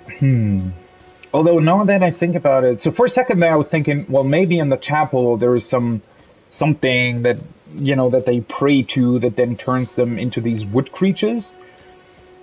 But since we're really, really close to this great tree over here, I wonder if maybe the tree turns them into that. Might be something to keep in mind.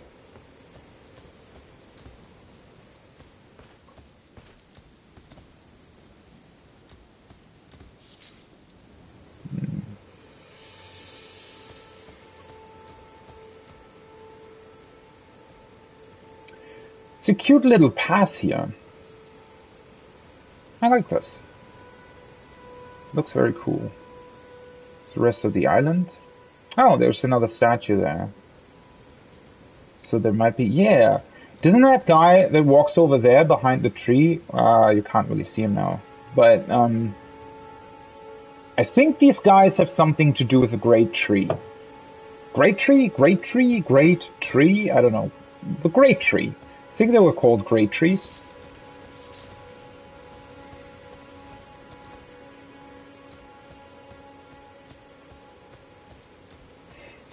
And this is just a normal mob. I haven't seen you guys in a while.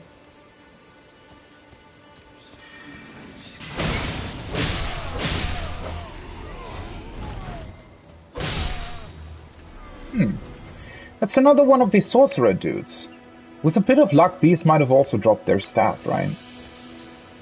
I was definitely thinking about potentially farming them. It's just that the other two that I found so far would have been very awkward to farm. Oh, that was some interesting grass popping. The fuck is that? I think we've seen these things on the loading screen a couple of times, right? That looks like it can walk. Right? That looks like it might walk. Looks kind of awesome, to be honest.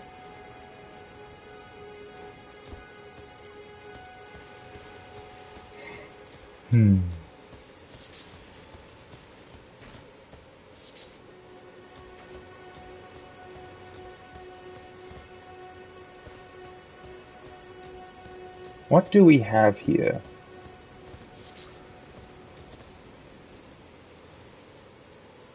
Oh, that's another one of those ghosts. And a site of grace. Oh. Huh. Couple of gravestones. In this case, though, in normal size. And then, interesting that even though we're close to an actual chapel with an actual graveyard, they decided to place one of these Marika punishing things, whatever you want to call them, right in the graveyard? That seems... That's quite unusual, isn't it? Because usually, I mean, a graveyard is there to commemorate the dead, right? To make it... Oh, who are you? To think about them, right? To remember them. So at least I wouldn't... Like, this looks like somebody's, you know, supposed to be punished. Unless well, the interesting part is that it does look like sort of the imagery of the Marika statues that we've seen so far. So it might be something that they're doing to themselves as some sort of sacrifice. So maybe that's why it's part of this graveyard, because they choose to die like this?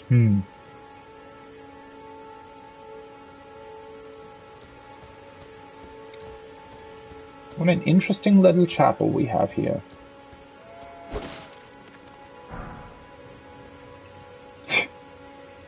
Fucking rolling sheep. Or cows or whatever. Are they sheep or cows? Oh, these are sheep.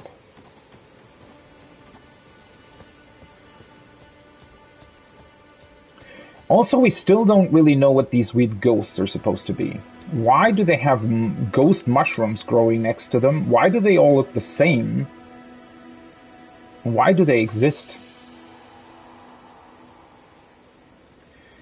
The mausoleum prowls, cradling the soulless demigod. The fuck? The mausoleum prowls, cradling the soulless demigod. What is that supposed to mean? So I was wondering why there is a site of grace here. There seems to be some sort of mausoleum below this place, maybe? Cradling the soulless demigod.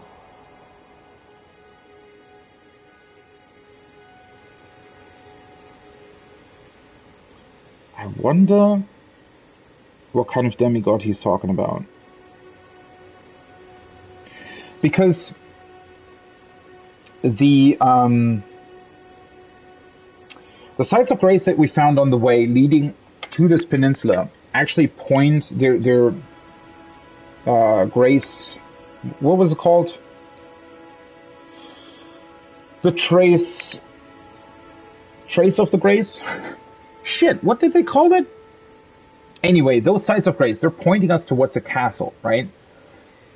Which makes me think, considering that what we know about Stormvale and about Godric the Grafted, it makes me think that here in Castle Morn, there might also be a demigod here, right? Interestingly enough, we haven't really heard about him in any form. It might be the father of that girl that we found on the way, Irina, right? Maybe her father is the demigod. Although then it would be kind of weird, because apparently there has been a rebellion in the castle, which that's why Irina prompted us to save her father or get a message to her father or whatever. If the father was a demigod, at least from what we know about Godric and Stormvale, that would be... Wouldn't he be more than capable of fending off a rebellion? So maybe the demigod is the one who rebelled? But that would be weird as well, I feel like. Like, why would he do that?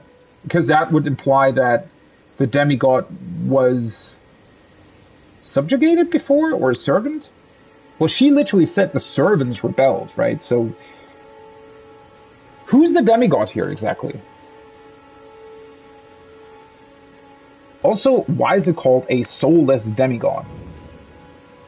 Church of Pilgrimage. Well, that's certainly a different imagery that we've then compared to the other one that we've seen. Who is that?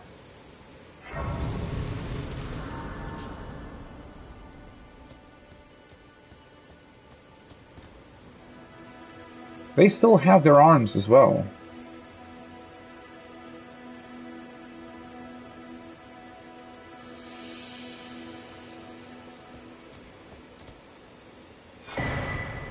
Hey, another one of these.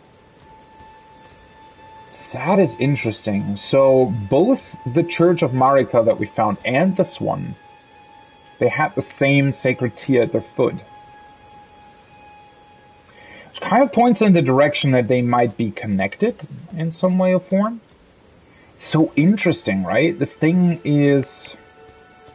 It also has the roots growing on it. So this is clearly some sort of deity or imagery that is connected to the Earth Tree and potentially was built in sort of the old days when the Earth Tree was still, I guess, ruling.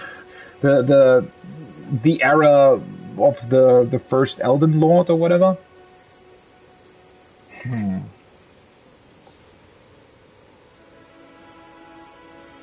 Church of Pilgrimage. Yeah, I really wonder what this means. T-posing statue.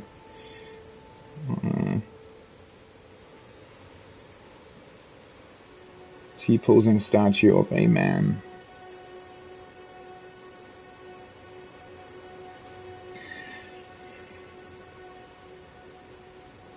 So Marika was the queen. Oh, hi. What the fuck are you doing here? He's the guy that I saw in the graveyard. Can you please just... I was just looking at the fucking... Oh, yeah, he's one of those skeletons that revives if you don't kill them. Well, he took a long time to decide to attack me. Okay, yeah, but... I mean, that means that the statue... I wonder, right? Is this some kind of... Not necessarily the king, but if Marika was queen, maybe she had... I mean, could literally be her son, could be her husband, could be... I don't know. Could also be some sort of famous priest. Doesn't really look like it, right? It's interesting that he is, like, bare. His upper body is bare. And also, does he actually have something on his head, or is that... No, that's actually... That's his hair, right? So his hair is braided as well, just like Marika's. Almost as if this was her brother or something, right? Like a male version of her?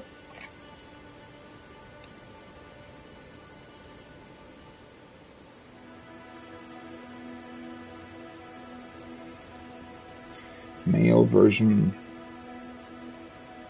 of Marika. Brother, question mark? Something like that, right?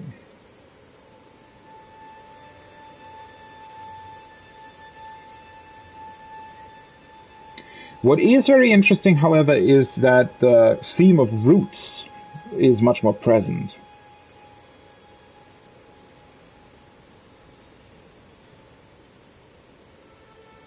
I don't think... Well, the Marika statue has this thing behind her, right? That looks... Well, it doesn't really look like the symbol of the Elden Ring that we see in the main screen of the game, or in the main menu.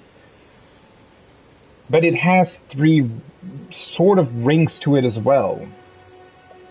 So it might be some representation of that. Whereas this one doesn't have that.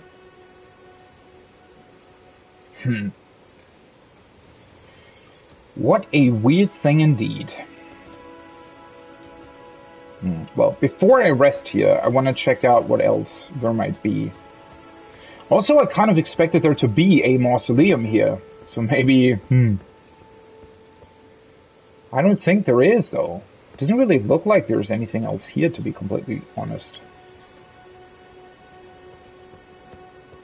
Unless the graveyard maybe has an entrance to another place. Oh, that looks so awesome, right? The way you can look over there.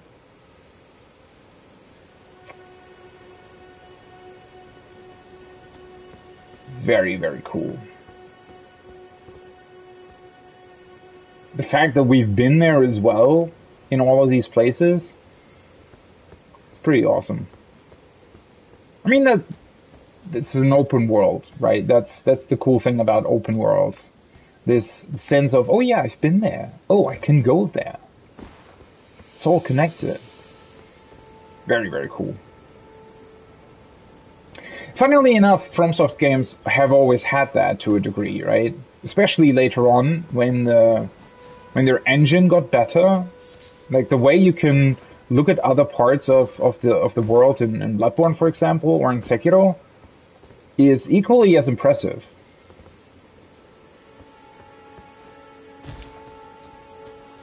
Okay. Yeah, I don't think there's actually more to this place. It's just this graveyard. A couple more skeletons.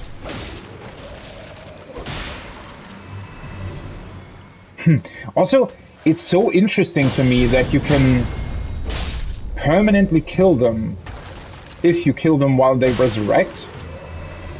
But that was not possible with the other guys that I found, right? The ones down in the, where was it? It was here, actually, right? This place. The Impaler's Catacombs. The ones that I found down there, they resurrected all the time.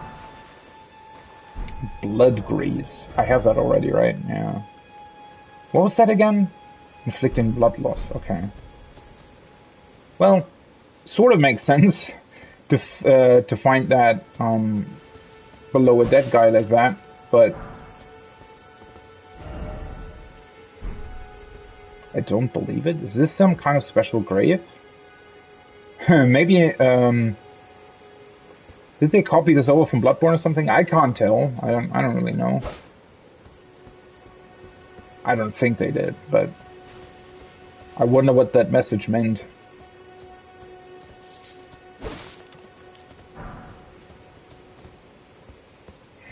What a weird place. Gilded iron shield. Hey. New shield.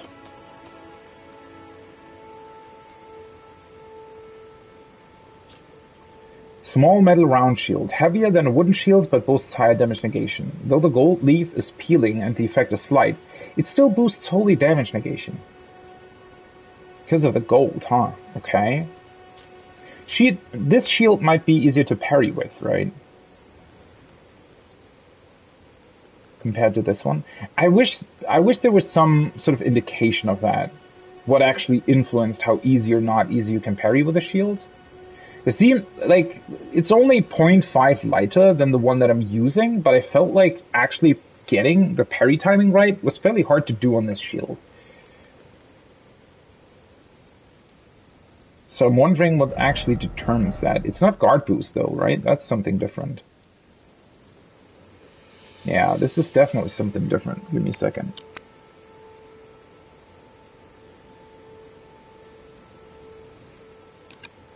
Okay, sorry about that. Where was I? Oh, fucking, I hate interruptions. I'm sorry. Yeah. Oh, whatever. Yeah, the problem is, once again, the game just doesn't tell you anything about that, right? I mean, at least in this case, they don't present you with some bullshit stat. They literally just don't tell you. So, I guess that's a bonus here. Well, whatever. Is this really everything that's to this? I mean, well, finding a sacred tear certainly is very good. But I am wondering why there is a site of grace here. Although it does make sense to a degree. I mean, it certainly is cool. It's a pretty good location instead of randomly somewhere. I actually wish they would do this more, to be completely honest, right? To have these sites of grace be more of a... be actually associated with specific landmarks or specific things, rather than just a sort of random piece of... just a random teleport point somewhere. Oh, well. I mean, yeah, that's kind of the problem, right? I mean, the way the enemies are designed and stuff like that, obviously, it would be kind of weird to have this side of grace that is up on the mountain here, to have it be in this church. Like, thematically, it would make more sense to be in the church. But gameplay-wise, obviously, it's a bit problematic. Just having it randomly placed on this mountain is a bit weird, though, as well. Also, let's loop around the chapel once. Huh? The fuck was that? Wait, did it get deactivated because the small animal was sitting right next to it? That was weird. Or did it just not load in correctly or something? Wait, why can't... Hello? We haven't talked in a while. Spoken echoes linger here. Words of Queen Marika, who vanished long ago. If you wish, I will share them with you. Please do. Holy shit, okay. What did she say? Echoes of spoken words linger here?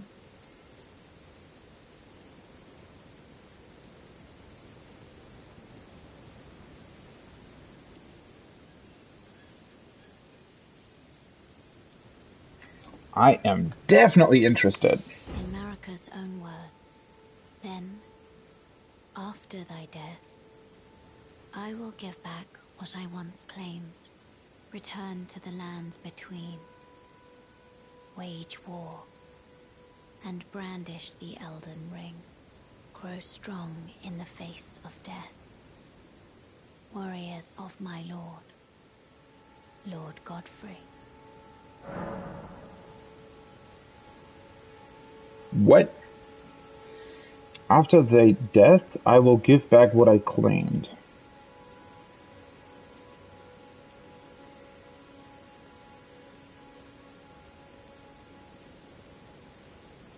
The fuck is that supposed to mean? Wage war? For Godfrey? Not Godric? Oh.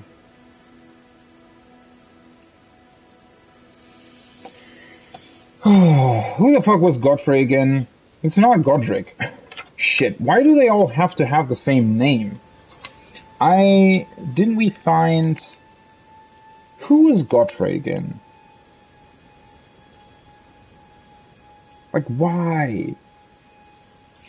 Why give them so similar names?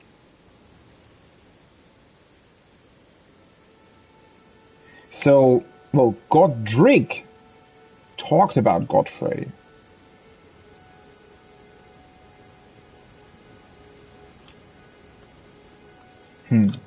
Wage war. Soldiers of Godfrey?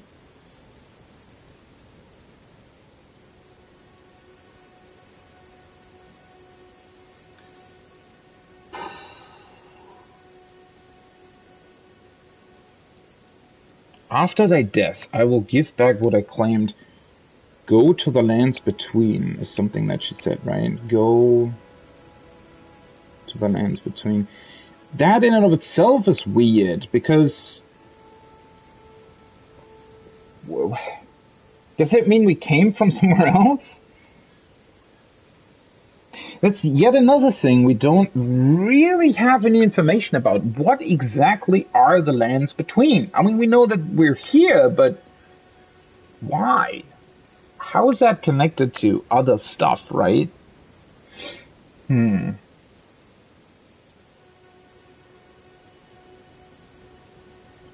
That's so strange. That is really, really strange.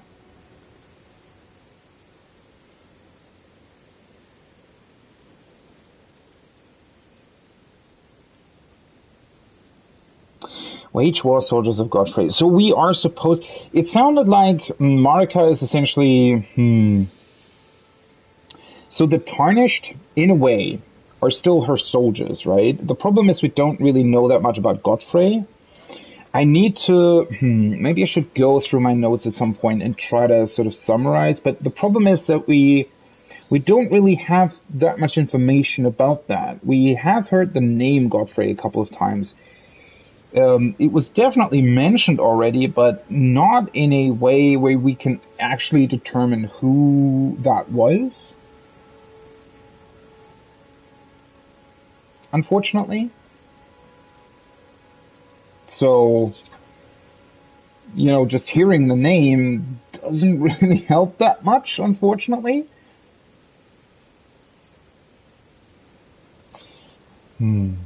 Theoretically, though, maybe Godfrey is the person that's displayed here?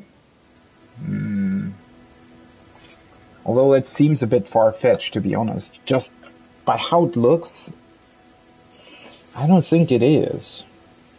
What does that mean, though? What does it mean to fight for Marika? Do we really? What's the point? Also, she said something. I hate that they don't give you the opportunity to like hear the dialogue back. She said something along the lines of, "We need to brandish the Elden Ring or something." And it almost sounded like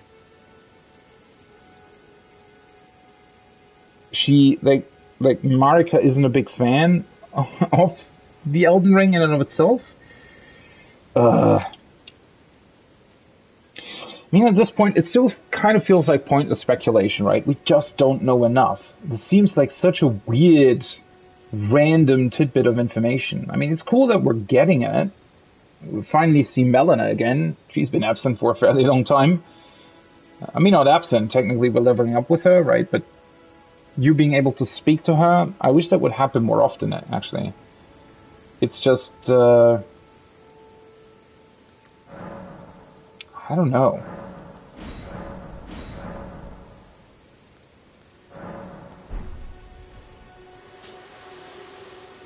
And there she goes again. No idea what this means.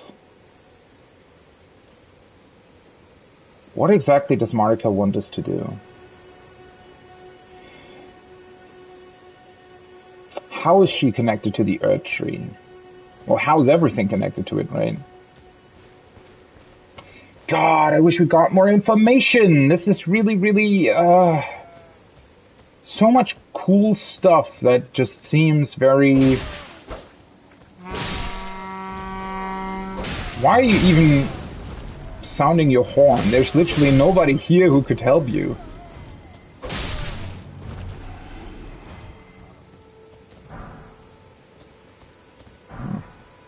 I wonder if they can actually drop their staff. The sorcerer guy. It's usually they only drop ruin fragments. I mean, logically it would make sense if there was a way for them to drop it. Also, I completely forgot that I wanted to... Let's actually check out whether or not there is anything around this whole mountainside. I have bloodstains floating. Why is it floating? Maybe somebody died while being airborne or something?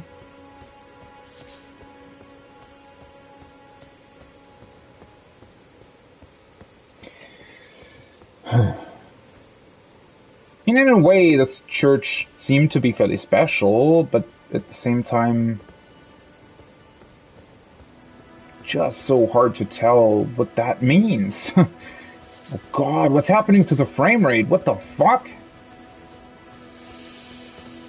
Okay, let me see. We haven't been here, right? Pretty sure?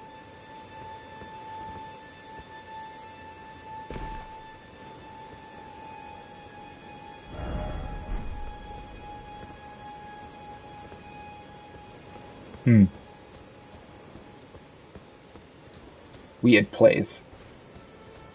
This is so strange to me, right? Because there's so many of these places that look like there would be some sort of secret here, but there literally isn't anything here. It's just you can go here. That's pretty much it. Huh.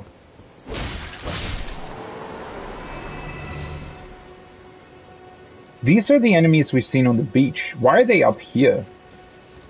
Aren't these sort of oceanic creatures or something? How the hell did they get up here?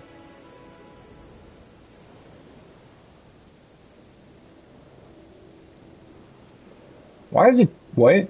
Why is it changing the music? This is weird. Is it counting this as being part of some other area or something? Oh, hello. You guys again, huh? Wait, what? That one-shots them? Oh, for fuck's sake. I did not know that. Probably should have actually used that in the past.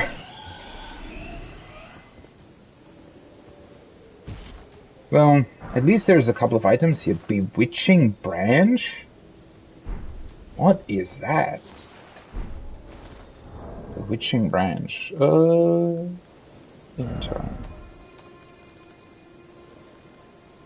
Use FP to charm pierced enemy. What? Tree branch blessed with an incantation of an unalloyed gold. Pierce a foe using FP to turn them into a temporary ally. The Empyrean Mikala is loved by many people. Indeed, he has learned very well how to compel such affection. Ooh.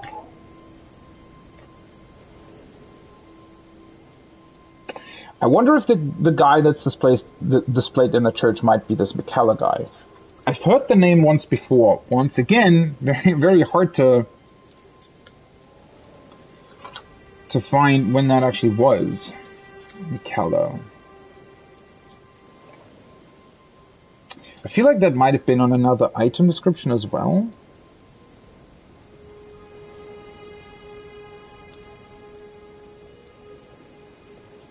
God, this is so hard. There's so many different names. Way too many different names.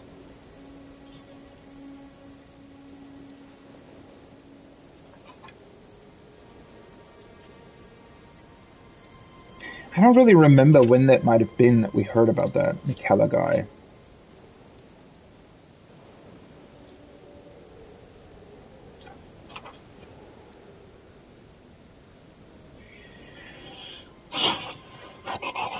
Yeah, I don't think that I'll actually be able to find out when I heard about that.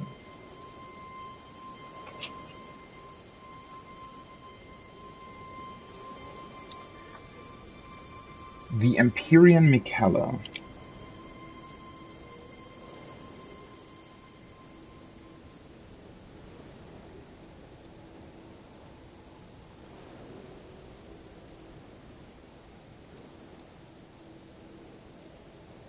I wish I had some way of, because I'm using my laptop for the chat and everything, right? I need a second laptop. I need some way to use like a mind map or something to actually connect the bits and pieces that belong together. Although, then again, the problem with these descriptions is that, well, the Imperium Mikala, anything that's capitalized, for example, it's quite clear that that means something special, or is some special person or whatever. But then there's also other bits and pieces of information that might be harder to connect to other things, right? Or to remember that they existed or whatever. If you write down the wrong stuff, I guess, then the problem is that you might not be able to connect certain things that actually belong together without really it being your fault, because it's just so hard to do. The Imperial Mikala. Loved by many people.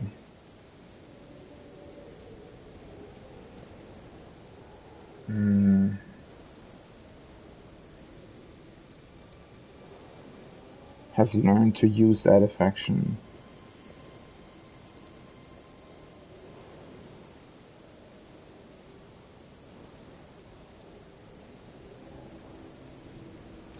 I wonder how long this lasts. It does remind me of the, what is it, ninjutsu, I think, in Sekiro, where you can, by stealth killing an enemy, you can make them a puppet of your own. But I think in Sekiro it actually lasts indefinitely, right? Or until that particular enemy dies.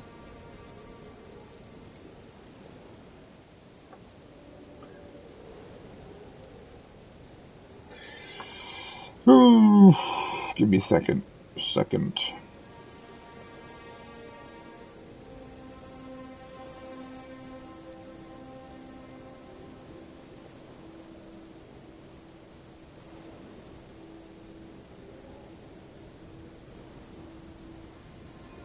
I just wanted to look up other potential meanings of a word here. Okay. Well, never mind. That doesn't really tell me much. Empyrean? Interesting name. Doesn't help me in any way of understanding that. I wonder if Pyramid was blessed with an incantation. Pierce a foe. Is this throwable? It almost looks like the poison bones or whatever, right? Something that you can throw, potentially. I mean, it might be pretty cool if you come across like a bunch of enemies somewhere. Being able to essentially use one of them to cause chaos amongst them. Sounds pretty fun.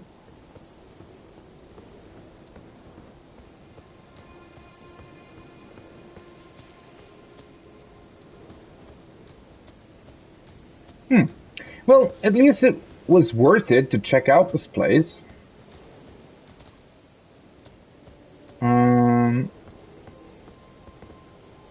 Also, what is that? Is that another one of those plants? Might be, huh? Or it's just a tree. Never mind.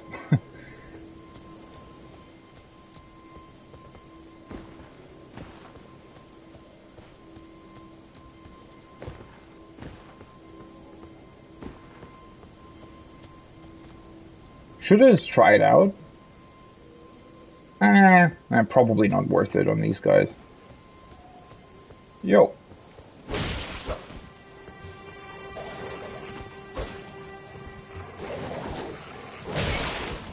What? How? What? Wait, he wasn't dead? Oh, don't tell me they literally have 99 HP and I'm hitting them for 98. Certainly looks like it, doesn't it? How? Why? For some reason my guard counter took insanely long to come out. That was weird.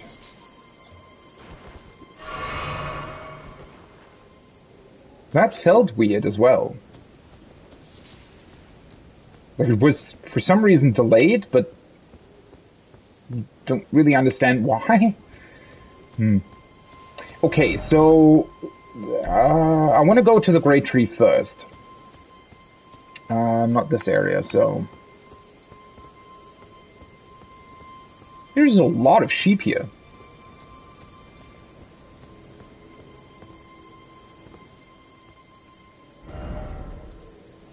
Ruin pieces. I mean, this might have been a... What's the word? Fuck. Already missing words again.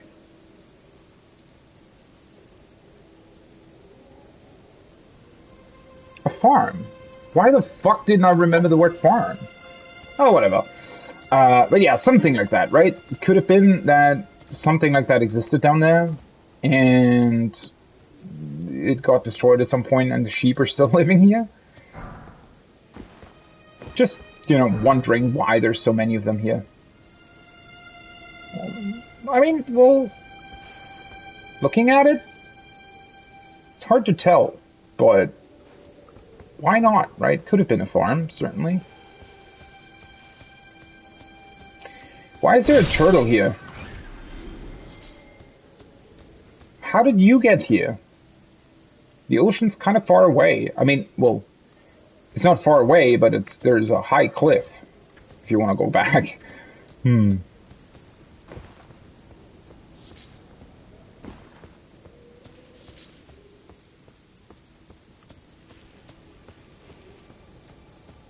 Alright. Well, this I am really... Am I excited? Why? Wait. You guys can sort of live in the ground? Guardian Sword Spear. Nice. Let's see if we find out something about them.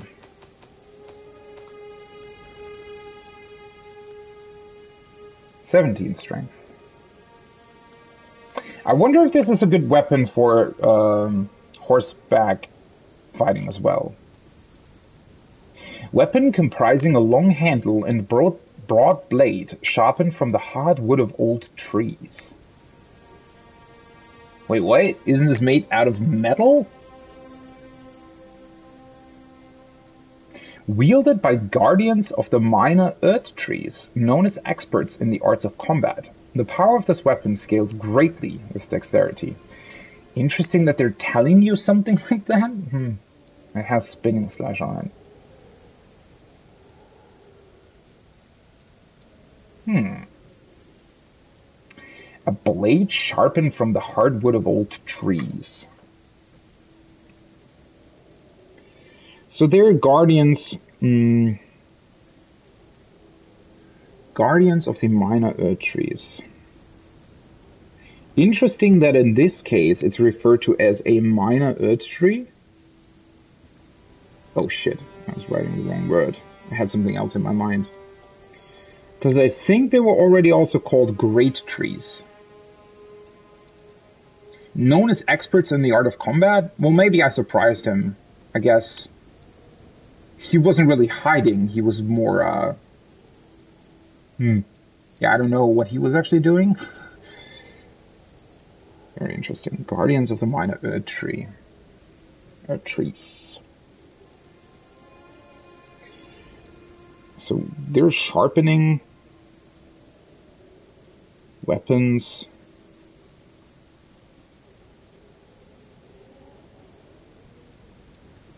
On hardwood of old trees.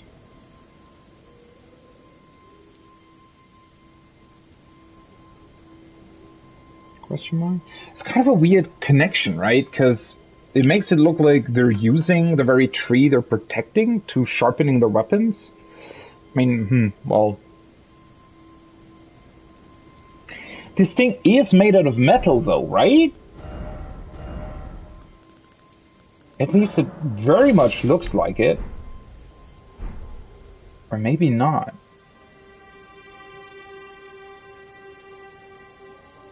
Yeah, it looks like metal. That's definitely not wood. It might be stone, but why is it golden then? What kind of stone is that? And, I mean, well... It doesn't really matter if it's metal or stone. Both of them usually are associated with being harder than wood. So, no idea what that's about.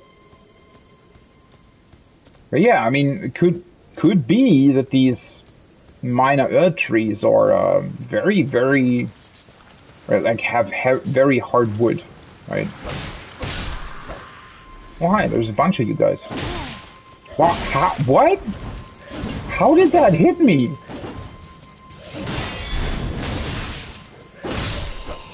Can you stop being annoying? Why?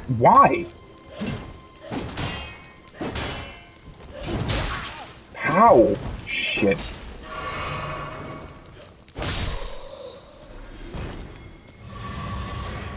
That was weird. Hey! They have sunflowers on them. Interesting. That was kind of weird. I think that was because I wasn't targeting him, so he sort of hit above my shield and still hit me, even though I had my shield up.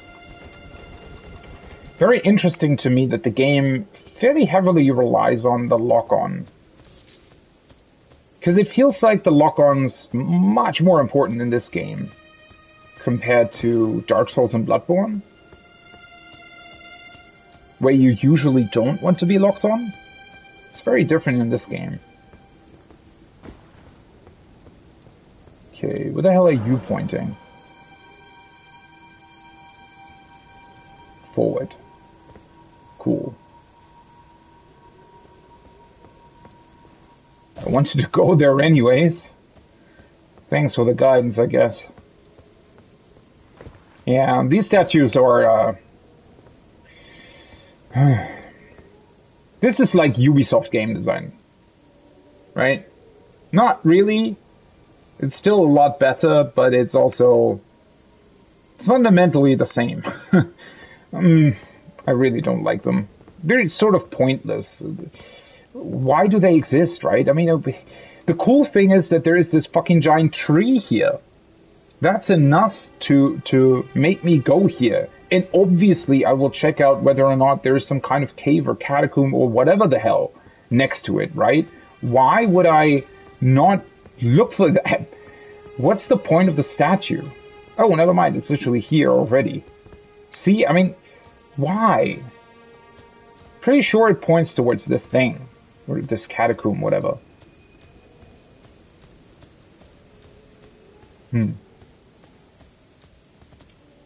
Guess I'm gonna check out the catacombs first. Yeah. Probably.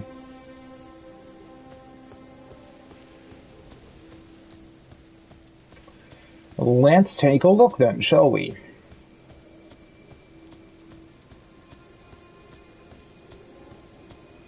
I wonder if there's another weird guard dog at the end that actually looks like a cat.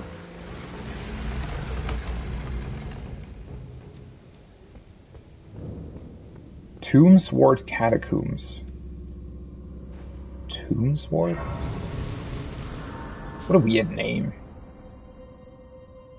Yeah, let's rest here. Just to replenish my flasks. Don't have that many runes either. Oh no, we need... I mean, I have one. We only need one, right? No precious item ahead. Wait, what?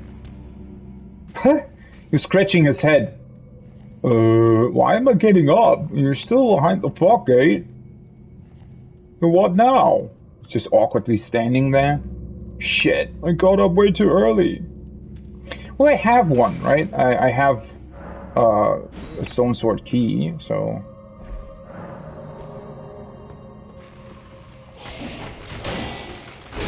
Oh wait, there's another skeleton here. Wait. I don't want them to get back up. He also had that shining eyes.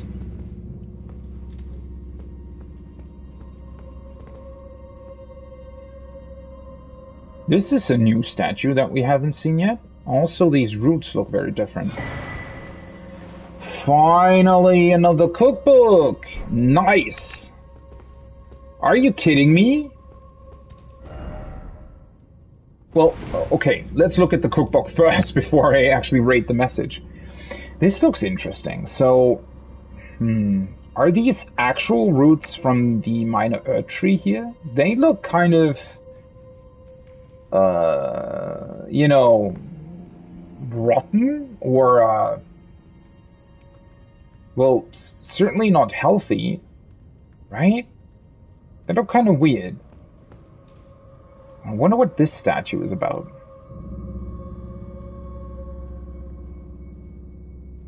I mean, looks fairly generic, doesn't it?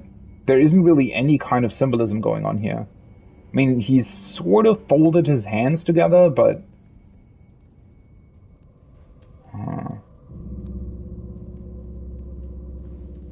doesn't really tell us that much, to be honest.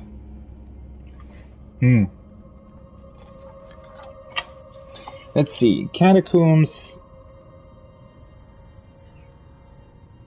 The catacombs next to the minor earth tree. Dark roots. Dark roots. Potentially rotten. Or something like that. They look so different, right?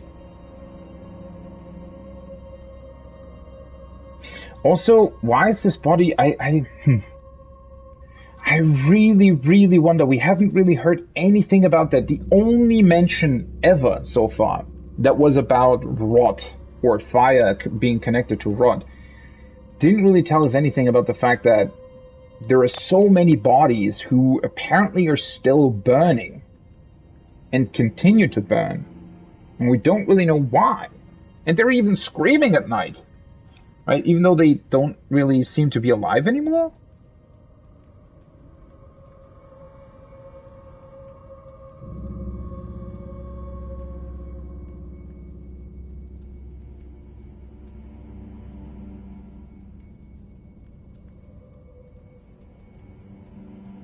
1 second.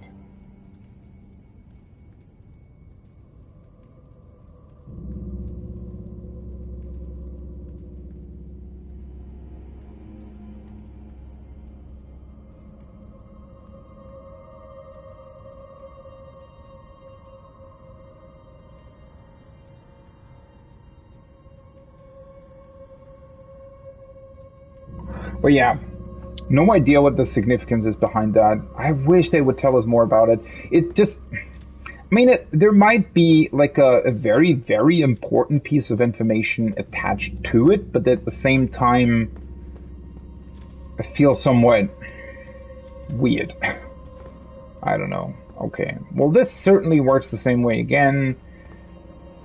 The tree, yeah. So there's probably another guardian watchdog that looks like a cat behind it, just in a different configuration with a different, maybe a different amount of heads and a couple of different ads. I mean, maybe they're gonna surprise us. Let's see. Why can skeletons throw fire? I mean, the fact that there are skeletons in here this time around, at least is different. Instead of the small goblins. Wait, so this is where I came from, right? Oh, this is just... okay. Just loops around. Yeah, that's where we came from. You can go left, you can go right. Okay. Just the same thing. What? That was awkward. Seriously? Grave Gloveware 2. Oh, in this case it's also pretty interesting. You can actually see what kind of items they are before you pick them up. That's kind of cool, right? So the Gloveware 1 has only sort of one branch on it. This one has two. That's pretty neat. Definitely an interesting detail. Praise the rump. What the fuck? Huh.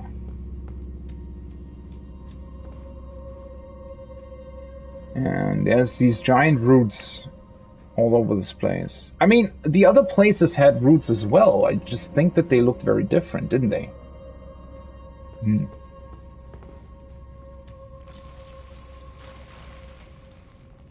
Hello. Oh, of course. Why does it always have to be ranged stuff? Wait, I could...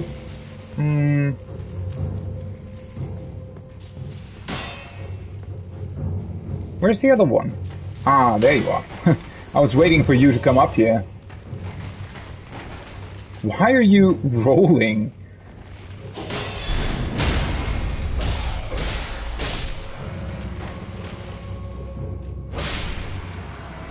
Okay. Ooh, human bone shard. What is that? Found by hunting those who live in death. Fragment of bone with done mottling. Lamentably brittle. It crumbles at the lightest caress. Okay. Doesn't really tell us much about who these guys are or where or whatever.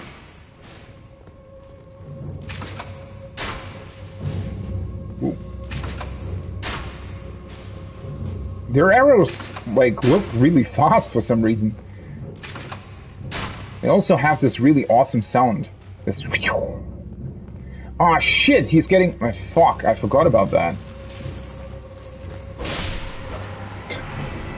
Right. Completely forgot that they're getting back up. Seriously? That bow looked to be way higher than my body height. He still hit my shield for some reason.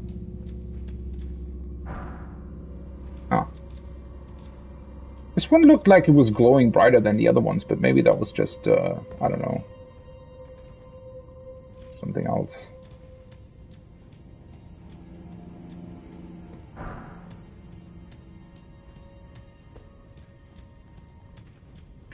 still can't really tell what these runes are supposed to be, right? Why are there so many catacombs, and what was their function originally? What the fuck was that?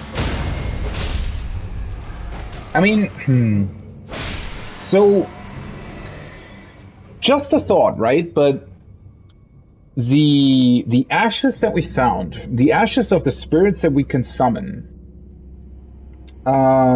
they are spirits that haven't been able to return to the Earth Tree, right? And that's why we can summon them, because they're still sort of roaming around the spirit world, I guess.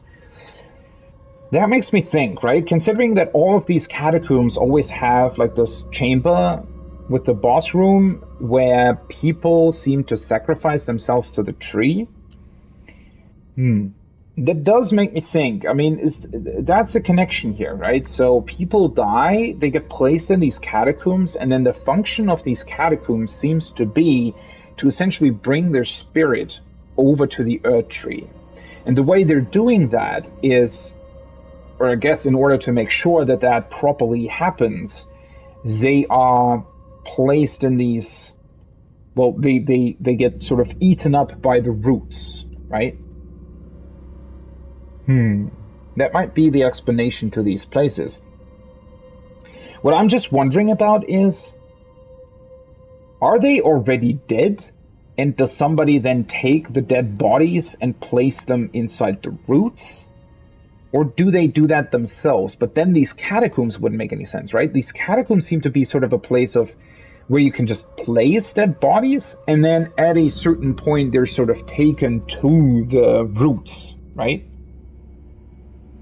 I very much wonder what's the timeline here? How does this happen exactly? Or is, maybe it's like people potentially actually never really properly die? So in order to, quote unquote, properly die, maybe that's why they're doing this, right? Maybe they, in order to fully die, maybe they need to give themselves over to the Earth Tree. So what happens here is that they're sort of spending their final moments, I guess, sleeping as a, well, something close to a corpse, but not really dead. And then when their time comes, they can be fed, or whatever you want to call that, to the Earth Tree to properly die and give their spirit, their ashes over to the tree. The problem here is, right, that might make sense in and of itself, but how do we connect this to the timeline of the world? Was that something that happened like during the time where the Earth Tree was still, you know, in full bloom, whatever the fuck, during the golden age thing? Was that happening during that time? At that time where these catacombs sort of kept up really well, and were there people that actually worked here? Or has it always been this kind of haunted place and hasn't really changed at all during the war? It's really, really hard to tell with these things, right? And I kind of dislike that it's so weird in a lot of ways, that you can never really tell, because the timelines are so convoluted in a way, or they're never really properly explained, at least up until this point. It's very, very hard to tell what these catacombs are supposed to be and how they worked. And I wish that was a bit clearer, to be completely honest. Because that would make these places a lot more interesting, I feel like. It sounds like some sort of trap. Sounds like there's another one of those fire-breathing traps.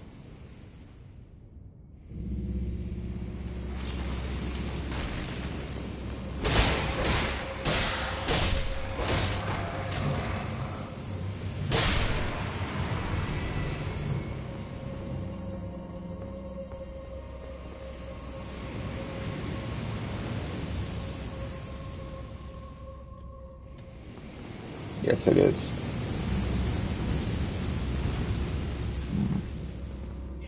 I actually wonder whether or not there is a better way to deal with them. Oh, you know what?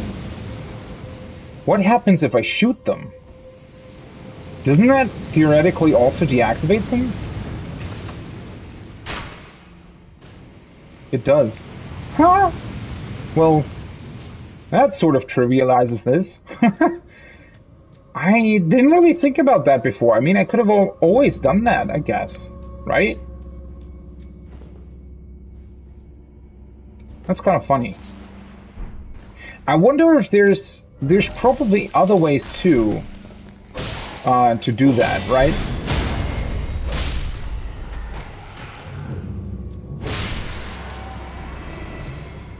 So, for example, I'm thinking of that weird carriage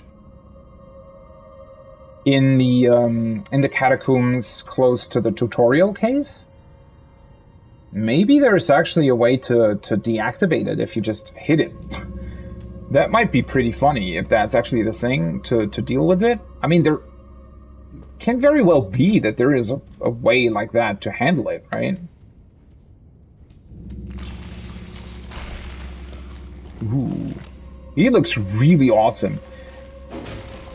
I very much like that the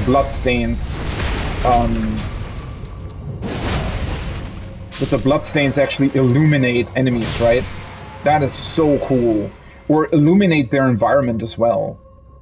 That they're actually light sources, the bloodstains. That's very, very awesome. I just wish that their design would be better, right? Make them light sources, but make them look just more integrated into the environment. That would be such an awesome thing. I mean, maybe they tried that, right? You never know. Maybe they experimented with that and then came to the conclusion, well, no, I mean, we you know, instead of making them look really awesome, they also need to be functional, right? That might have been a consideration, so yeah.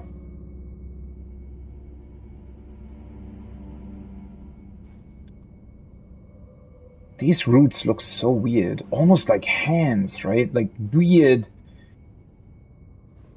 forsaken hands. I don't really know what else to, or how else to describe that.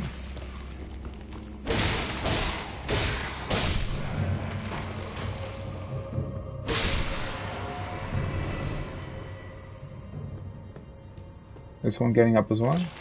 No. It's also interesting to me that they seemingly are only really getting up if you sort of step on them? Weird. Nice. Another one of these. Oh, wait, what?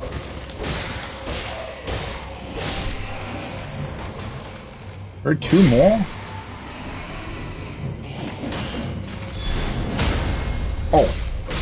Wow. You actually have quite the long window for the guard counter, apparently. Well, now I wonder if the enemies, or if the boss is going to be a skeleton. That would be quite fun as well. I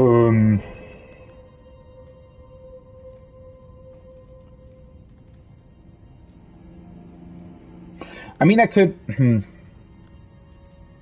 Please help. Hello. Let's remove this one and switch it over to the thank you one. I can put the please help one here for now.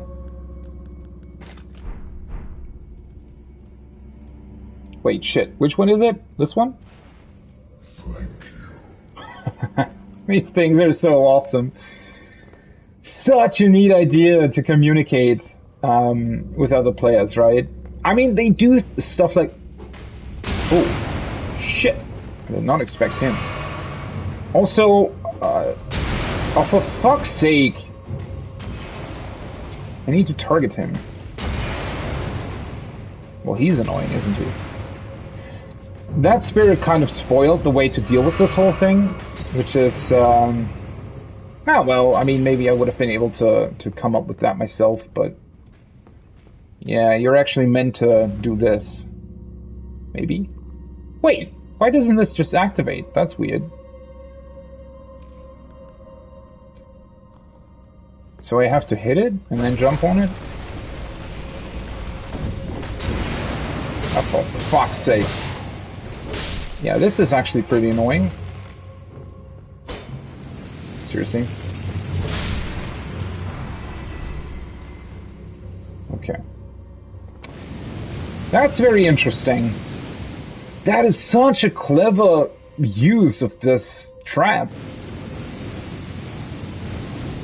Very, very cool. See, they do this awesome stuff with the actual design of the dungeon, right? But then at the same time, the reuse of all of these assets? I don't know. I wish they would have put in just a tiny bit more sort of, I guess, design effort to really make it a unique thing, or make these look a bit more unique. They almost managed to pull it off, right? Just barely, but there's just, especially the fact that the boss rooms always look exactly the same. I feel like that's the worst thing here. If that wasn't the case, then these catacombs would be pretty awesome. Because it does make sense that they're always somewhat looking similar to one another, right? Because clearly they are supposed to be built by the same people, more or less, right? Oh shit! Kind of relied on the guard count a little too much there. But yeah, I mean, you know, it does make sense that they look like this. It's just that I wish that...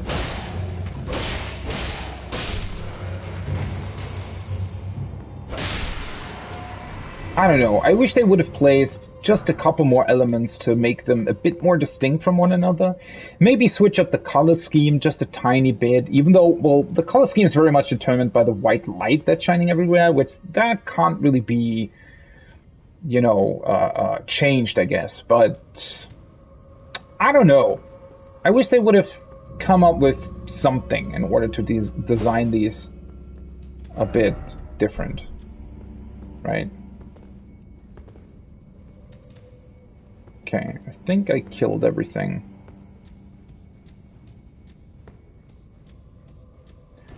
Let's see, I don't... Nope, no other skeleton here.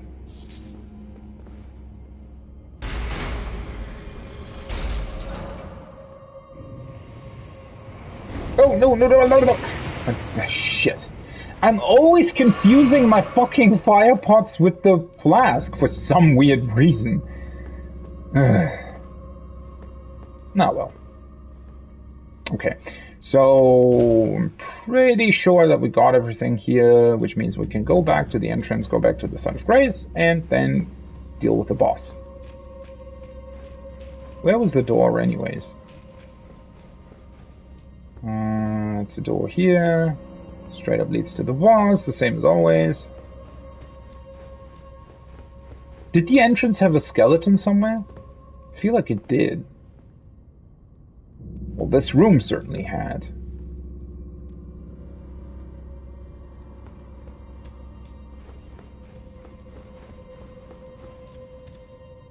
Okay.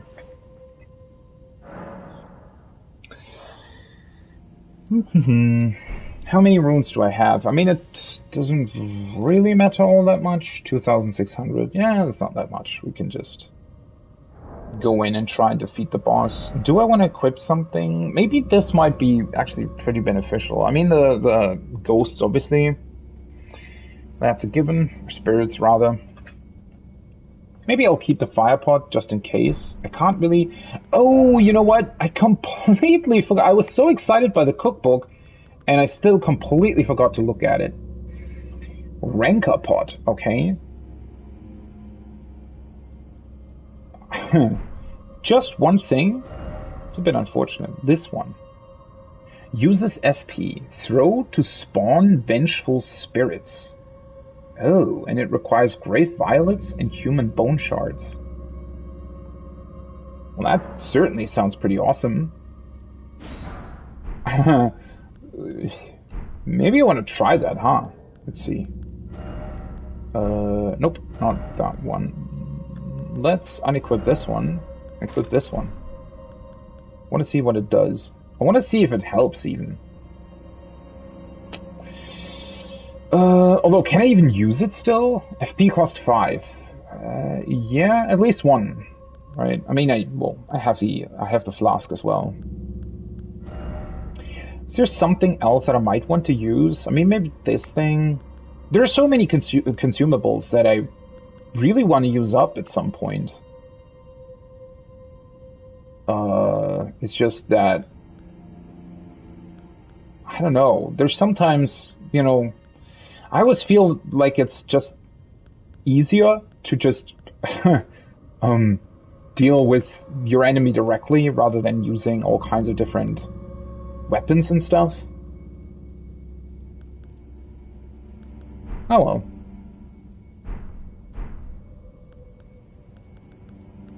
Let's just go in there. See what happens. Also, yeah, maybe that might be a good way to test the black flame as well. Black flame? Yeah, why not? Was there a skeleton here? I don't think there was, right? Yeah. Can just run through. Also, I did activate this, okay. I am a big fan of this design. I mean, this is, well, am I a big fan of this? In a way, I am. I do like how this works, right? How they don't make you... They've clearly learned that boss runbacks are completely unnecessary. And you really, really feel that when you're going back. I mean, I felt that during Dark Souls 2, right? It's just, boss runbacks are completely unnecessary. It's sort of a relic of the past of FromSoft games. It was fun doing it once, right? Or maybe twice, figuring that out, but you very quickly realize that it's just a time-consuming mechanic. And in a way, you know, especially with the older FromSoft titles, to a degree it does make sense to punish the player with, you know, sort of lost time. And also, I do agree that there is a certain sort of game pacing mechanism behind it. So, the fact that they don't respawn you immediately in the boss room, that makes sense to me. Because giving you like a breather, making you think, hey, is this the right approach that I should use for this boss? Is there maybe an item that I could switch out? You know, could I use different spirits that I summon or whatever, right? The fact that they sort of force you into this breather where you actually think about what you did, I very much like that. I think that's a very good idea and a very cool design, right? That they're forcing you into this into the state of rethinking your approach. Sorry. I very much like that they're doing that. That being said, though, this is more than enough, right? This small, like, half-a-minute walk from the Site of Grace to the Mist is more than enough to do that. Whereas having to run back through multiple enemies and doing some weird stuff and potentially being hit is just a frustrating and unnecessary experience. It doesn't really add anything. It most certainly doesn't add fun, right? And if it doesn't, you really need to rethink your approach here. You really need to rethink your game design approach, right? If there was... I'm not saying that sort of a boss runback can't be something cool, right? If there was some sort of mechanic where maybe finding an optimal route would give you an advantage in the boss battle, right? If there was some sort of buff that you got that where it would reward you for getting to the boss or getting back to the boss as quickly as possible. If that was a mechanic, I don't think that's a good idea, right?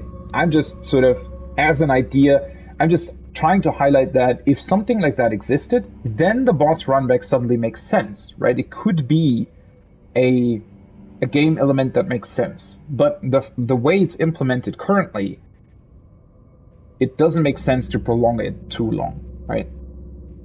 So I really like that they're essentially got almost completely rid of sort of boss runbacks.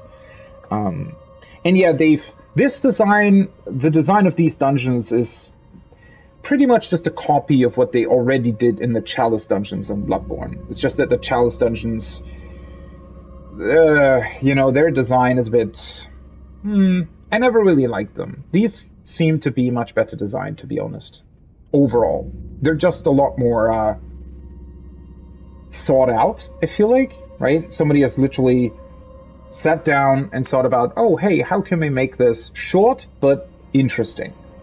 Whereas the Chalice dungeons feel too long and not interesting enough. Also, obviously, the biggest difference, and the reason why I very, very much dislike the Chalice dungeons as a concept in Bloodborne. I like their basic idea. I even like the implementation. The problem with the Chalice dungeons in Bloodborne is that they literally don't reward you. They just don't. There is nothing, literally nothing, in the Chalice dungeons that rewards you in any sort of way. And until, I think, the like very last one or something, where you can get... I think, don't you get like a second plus 10 upgrade material in the Chalice dungeons at the very end? I think something like that. Other than that, they straight up don't reward you. And that's a big problem. It's not even entirely true. They do reward you, right? You get the, what were they called? The blood gems or whatever? To alter your weapons. But that's a very problematic mechanic in and of itself, because... If you actually progress through the Chalice dungeons while you're still on a new game run, you can very, very quickly get way too powerful gems that make most of the actual game completely trivial, because your weapons are just way too strong. But the other way around, if you go through sort of the main game first and then do the Chalice dungeons, it just feels boring, because the Chalice dungeons... well, they're just not interesting enough. Also, at that point, you're sort of, right, if you do the Chalice dungeons after the main game, then suddenly you're only getting those blood gem upgrades for the Chalice dungeons, so it doesn't really, again, then it doesn't really feel like a reward, because you're only getting it to then progress further through the Chalice dungeons, which aren't interesting enough in and of themselves. Yeah, it just doesn't really work in Bloodborne. It works a lot better here because you actually get interesting and unique items in these dungeons, right? That's a big difference here. And the fact that they're shorter and the bosses aren't as bullshit, that's also a big problem in the Chalice dungeons as well. Inflated HP pools, because I think they want you to do them as multiplayer, mostly. That just means that a lot of the boss's HP bars are really bloated in the Chalice dungeons, which just doesn't feel great. And a couple of the boss fights in general are just... they have some sort of weird bullshit mechanics to them sometimes, and they can feel very, very similar as well. There's not a lot of unique bosses or interesting encounters in the Chalice dungeons in general. There are a few. The ones that are there are pretty cool, but they also have problems, right? So... yeah, it's very cool that they've taken the concept and sort of implemented it here in Elden Ring in a pretty cool, or at least in a way where it works, right? I do like these catacombs, but at the same time, they're still too close to the Chalice dungeons, right? They should be more unique. Oh well. Let's get in here. Let's do this. Spirits are equipped. Aha. Cemetery Shade. Hello. You look very similar to something that I know.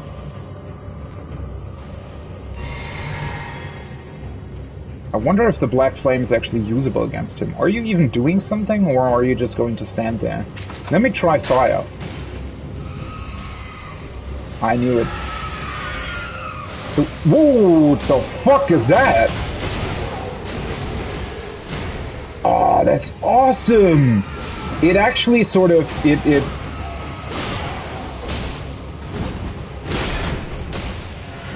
oh, he looks awesome. What an awesome design.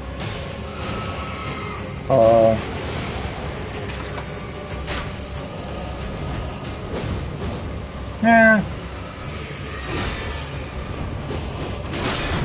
Oh, fuck. He's guard breaking me way too quickly.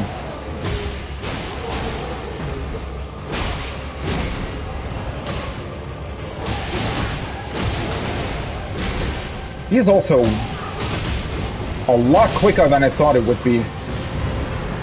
Well,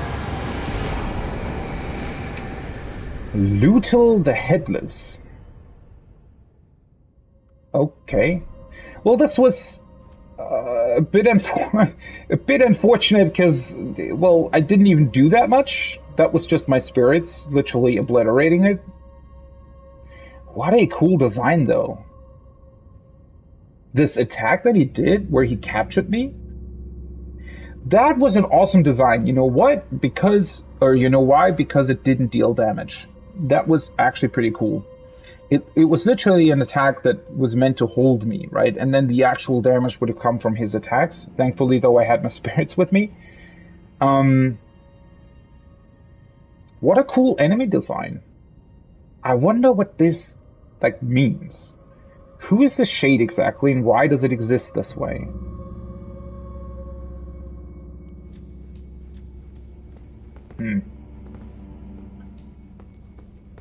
It's just... yeah, the whole spirit summoning thing is kind of awkward, isn't it? I don't know. I mean, well, obviously it makes it easier. I mean, that's clear, but the fact that it completely trivializes this fight, that's a bit weird. I don't think it should do that. Was a very cool boss design, though. Definitely something completely different. I mean, yeah, the boss room isn't, though. The boss room looks exactly the same. Oh, well. Shade. Shade in the catacombs. I wonder what that is. What is it supposed to be? Because the other two catacombs where we fought bosses, right? They both had these guard dogs that looked like cats. And in that regard, right, it made sense that those were there, right? Because you can sort of think, I mean, if we assume that what I said earlier is true, right? Where this place is, you know, people that either want to die or are close to dying or whatever, they would come here. And then for some reason, after a while, they then get sacrificed to the tree, or they sacrifice themselves to the tree or whatever. Possibly in order to properly die and return their spirit / ashes, whatever you want to call it, to the earth tree, right? So in that regard, it would make sense that the other catacombs had some sort of statue here that protects this place from intruders, right? Because maybe the place itself can't really... Like, the people that are sacrificing themselves here clearly are close to dying or are already dead or something like that, right? They're in a state where they possibly can't really defend themselves. So it would make sense if you design a catacomb like this to have some sort of guarding mechanism here. That also explains why they have a special door in front of this place that can be locked up, right? Because that makes, you know, that makes this place possibly only accessible to the people who want to access it for the actual reason that it's accessible, right? Does that make sense? What does the shape mean then, though? Because that doesn't really seem like something... I mean, it could be some, like, certain curse or something?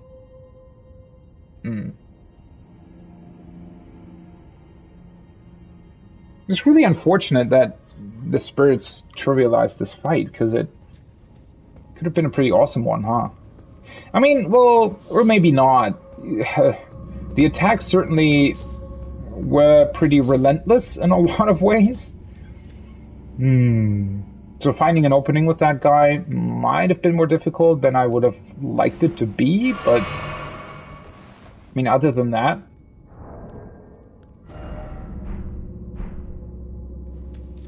I just wonder what the shade is about. Let's take a look at the spirits that we got. Ooh. It's a different category or something? Lutal the Headless. I mean, it's definitely, oof, 104 FP? Wow. How much do I have? Not that much, right? 77. Wow. I wonder how much I would have to level mind in order to use it. Shit. Yet another goal. So, okay, that means we have to put 2 points in endurance. After that, we have to put 2 points in intelligence. After that, I kind of wanted to level vigor, at least by 2 points. And then I guess now I have to level mind until I have enough FP to use the summon. Well, so that's the next, what, like 10 levels already determined? Holy shit. Okay. Well.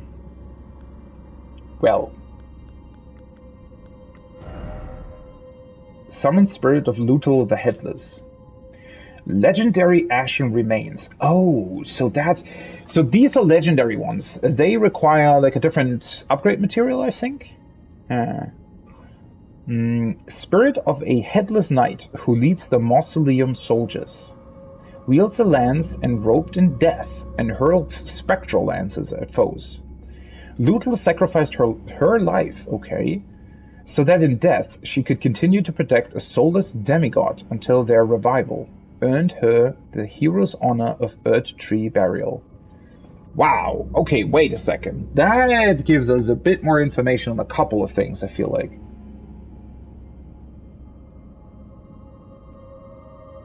Okay, first of all, Lutal the Headless.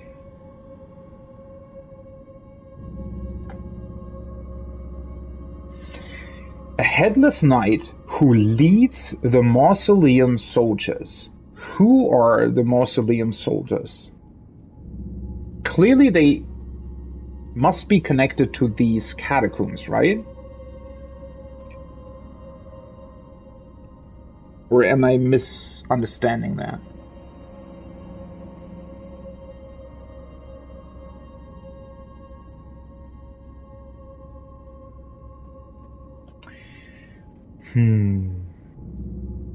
Because the problem is we haven't really seen any kind of soldiers in these mausoleums. We've so far seen skeletons, we've seen these weird, unless these weird goblin creatures are supposed to be mausoleum soldiers, but then why would an actual knight lead them?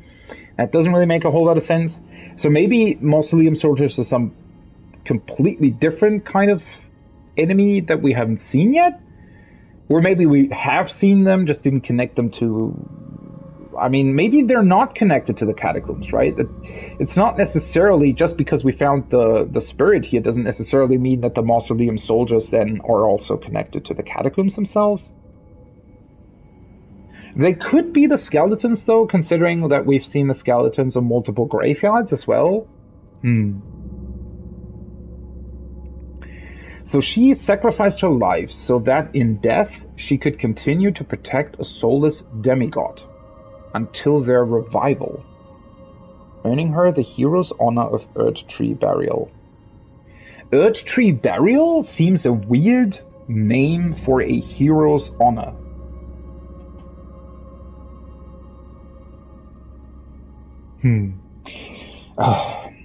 Oh man, so we get a bunch of pieces of information here, but once again they sort of pose more questions than they answer.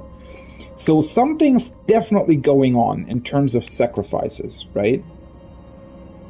She sacrificed her life so that in death she could continue to protect a soulless demigod. That means that, well, people can sacrifice themselves and they can sort of choose not to return their ashes to the Earth Tree, apparently, which makes them able to be spirits.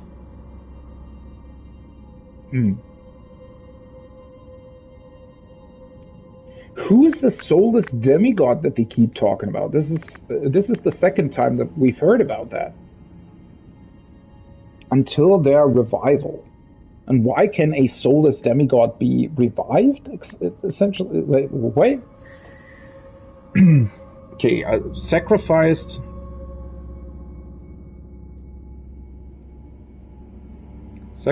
her life to protect soulless demigod in death.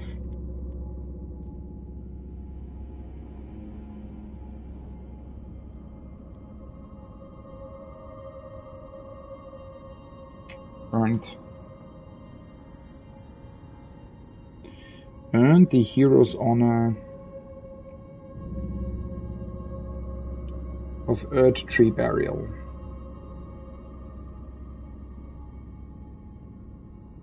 For that.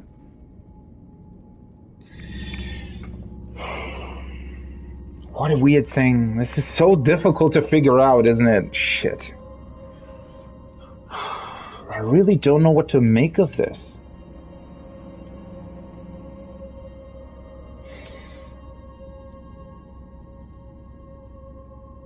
Well, the problem is we don't know so many things, right? We don't know who are the mausoleum soldiers. We don't know how do these sacrifices work. Why can people apparently sacrifice themselves and then keep coming back as a spirit of the dead or something?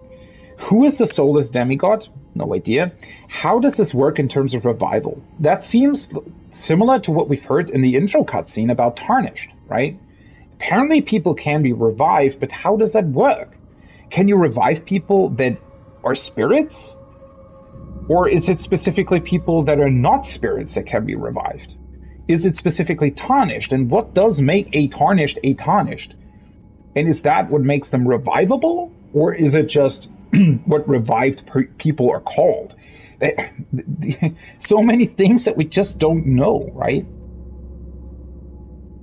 Also, how can somebody like this earn a hero's honor? Is there somebody giving those out? When did that happen? Did that happen during the Golden Age or whatever it's called? Age of the Golden Order? Whatever? Also, why is Earth Tree Burial a title?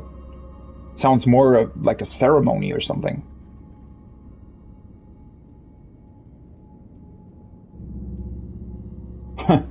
What a weird thing. Well, at least now I have a reason to increase my FP. Great. This always looks like you can sort of go back there, but it never works out that way. Oh man, so many questions, right? So little answers.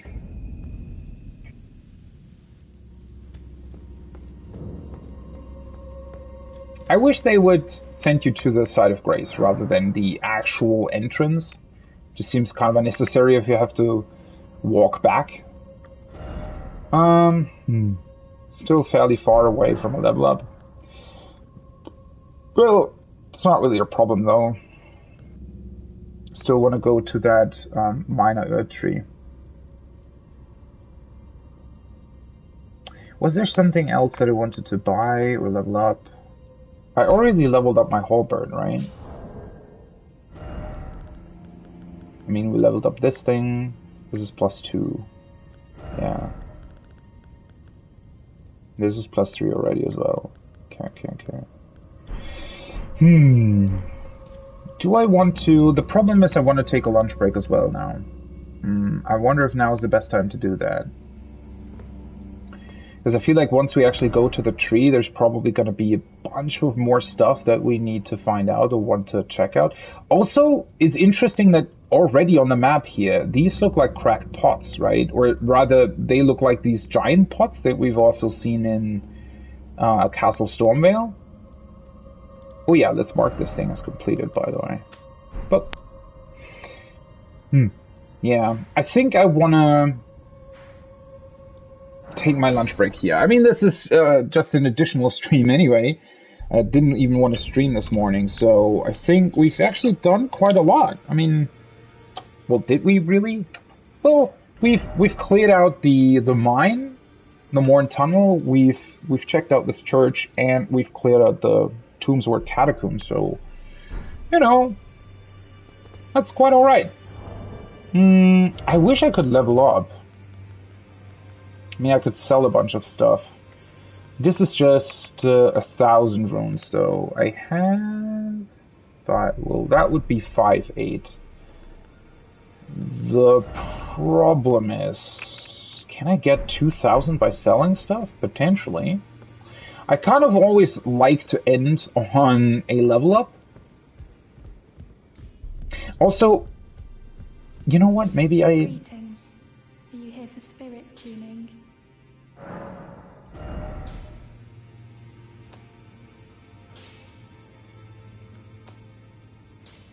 Ghost cover. We can already upgrade this.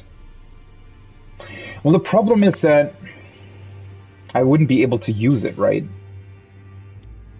So upgrading it now just seems like kind of a waste. I got a couple more of these ones though.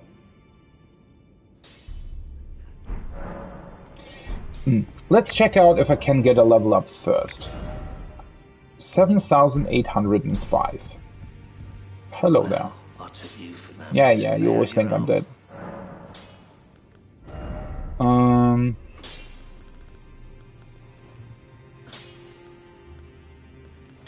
So this is a 1,000. So I need to get to 6,805 somehow. Well, that's going to be difficult, huh? Unless I actually start selling these shields and or other weapons as well. Oh, this is worth 500. I didn't even notice. Kind of want to keep the spear though for the time being. Yeah, I mean, well...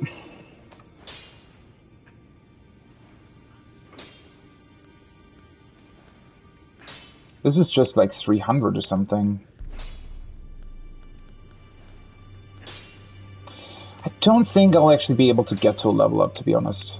Yeah, let's not do that and instead just upgrade the spirits. Even though I can't use them yet, I still want to upgrade this stuff. So upgrade this one, upgrade this one. I already have a Ghost Glove or two. Wow. This is going to be insanely strong, I feel like. Do I want to upgrade these? I mean, it's not really that expensive, right? Why not? I mean, I have the materials anyway, right?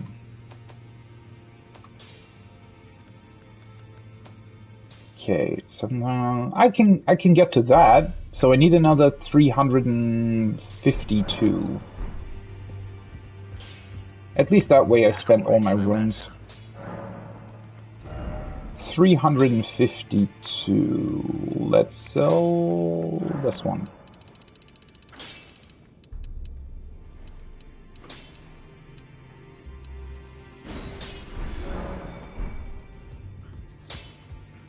Greetings. Are you here for spirit? At least that way, once I once I got the required FP, I can use it immediately in its like really strong form, I guess, or fairly strong form, whatever. Fia's still here, yeah.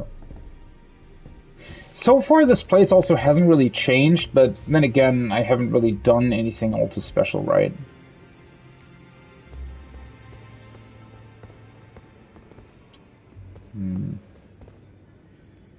Let me get this perspective. I like this more. Whoop. This way. Okay, so... Well, we've done a little bit. This was sort of an extra stream anyway. But we're getting closer to having checked out this entire peninsula. I mean, there's still quite a couple of things to uncover. There is the minor Earth tree that we need to look at. There is... well, the whole west side of the peninsula, but that's fairly small. I think there's another church there. There might be another dungeon there, potentially, which would be cool. So yeah, that's definitely something that we can check out. And once we've got that, then I need to find a way to actually get to the castle and get somehow past behind, or somehow get past that giant that's shooting those insane arrows at me. I was kind of hoping that maybe there was some sort of secret way or tunnel or dungeon or whatever to approach him from sort of the backside, or sneak your way into the castle or something like that. Maybe there's not. We'll see. Also, well, Huh. In terms of leveling up, you really don't get that many runes. So maybe I actually need to farm a couple of them at a certain point. I wonder how I could do that though. Because the reason for it is because before I get to the castle, I want to get rid of the ghost knight or the ghost rider in front of the destroyed wall. And as I said, for that I want to level my endurance twice, and I want to level my intelligence twice, so that I can use the crystal, the scepter and the crystal magic stuff, and see how useful that is. I don't know, like 4 level ups, that's a lot of runes though, right? So, not entirely sure if I would actually be able to do that. Oh well, we'll see. This has been it though for the time being. I will be back in about 2 hours. Maybe, technically 90 minutes is what my stream schedule says, right? It's always kind of a hard thing to predict. Maybe I should, actually change my stream schedule a little bit to make it more realistic. And then it's sort of a back and forth, right? I don't want it to, I don't want to say 3 p.m. and then be live at 2:30. But I also don't want it to say 2:30 and then it takes me until 3 p.m. Somewhat of a difficult thing to say, to be completely honest, at this point in time. Well, I hope to see you back then. Otherwise, have a great rest of your day, evening, morning, wherever you are. And I hope to see you on the next one and continue our journey through Elden Ring. Bye-bye.